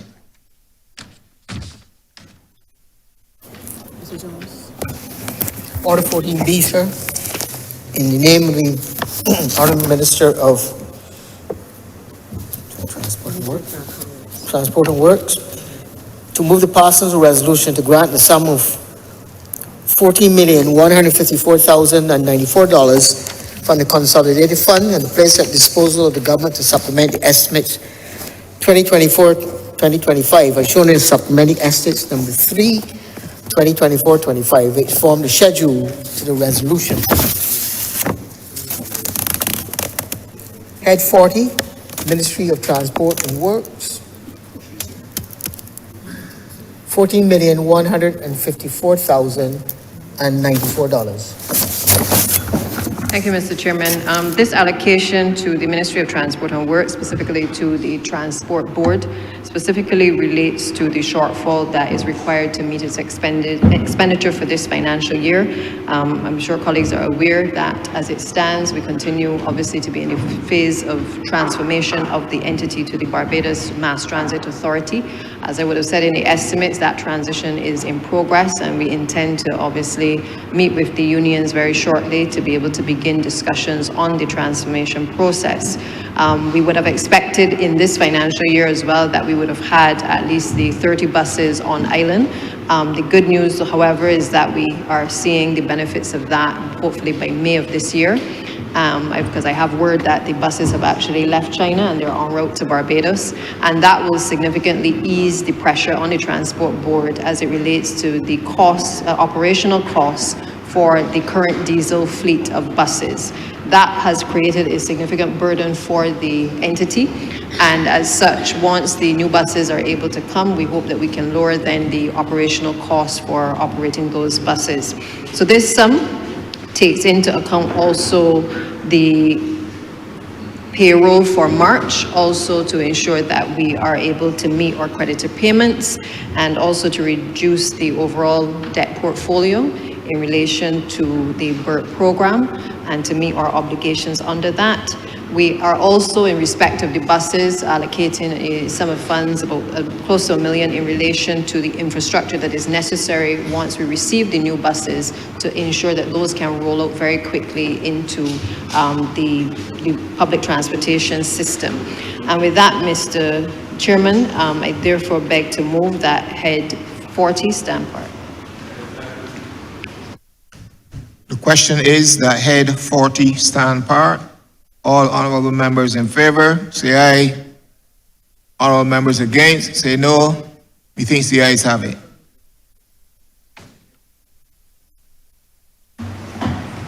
Mr. Chairman? I beg to move that we do not report to Her Honor the Deputy Speaker the passing of 3 money resolutions in Standing Finance Committee. The question is that I do not report to Her Honor the Deputy Speaker the passing of 3 money resolutions in committee. In Standing Committee, all honorable members in favor, say aye.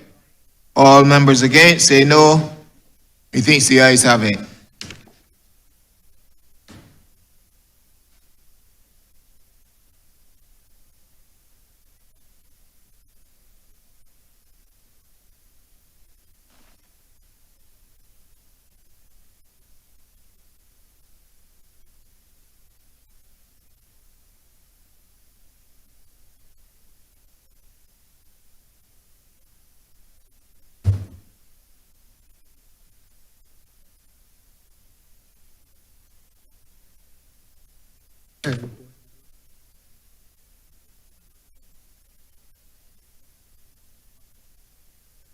Our members?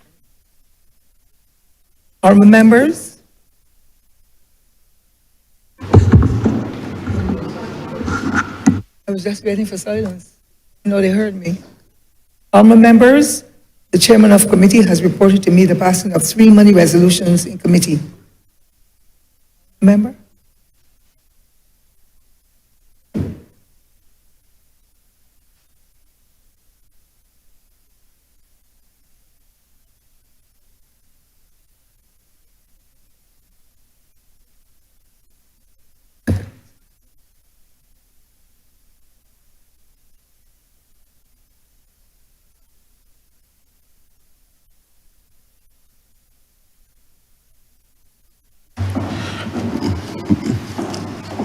Madam Deputy Speaker, I beg to move that Resolution 1 be read the first time.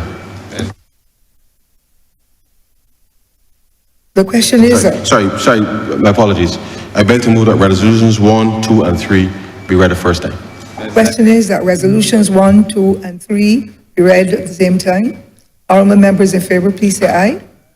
Those against, please say no. Methinks the ayes have it.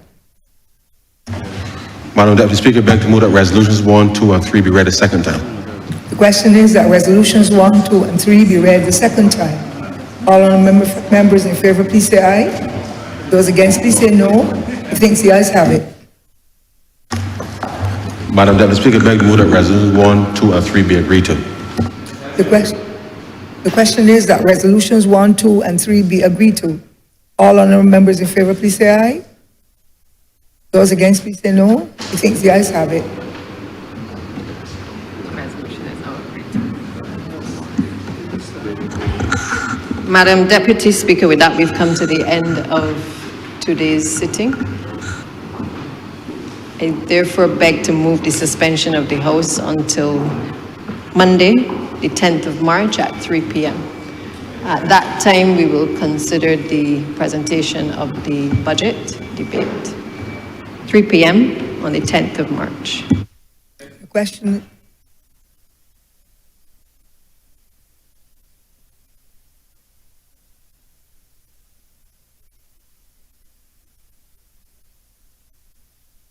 The question is that I do now suspend this Honourable Chamber until Monday, the 10th of March at 3 p.m. in the afternoon. All honourable members in favour, please say aye. Those against, please say no. Methinks the ayes have it. This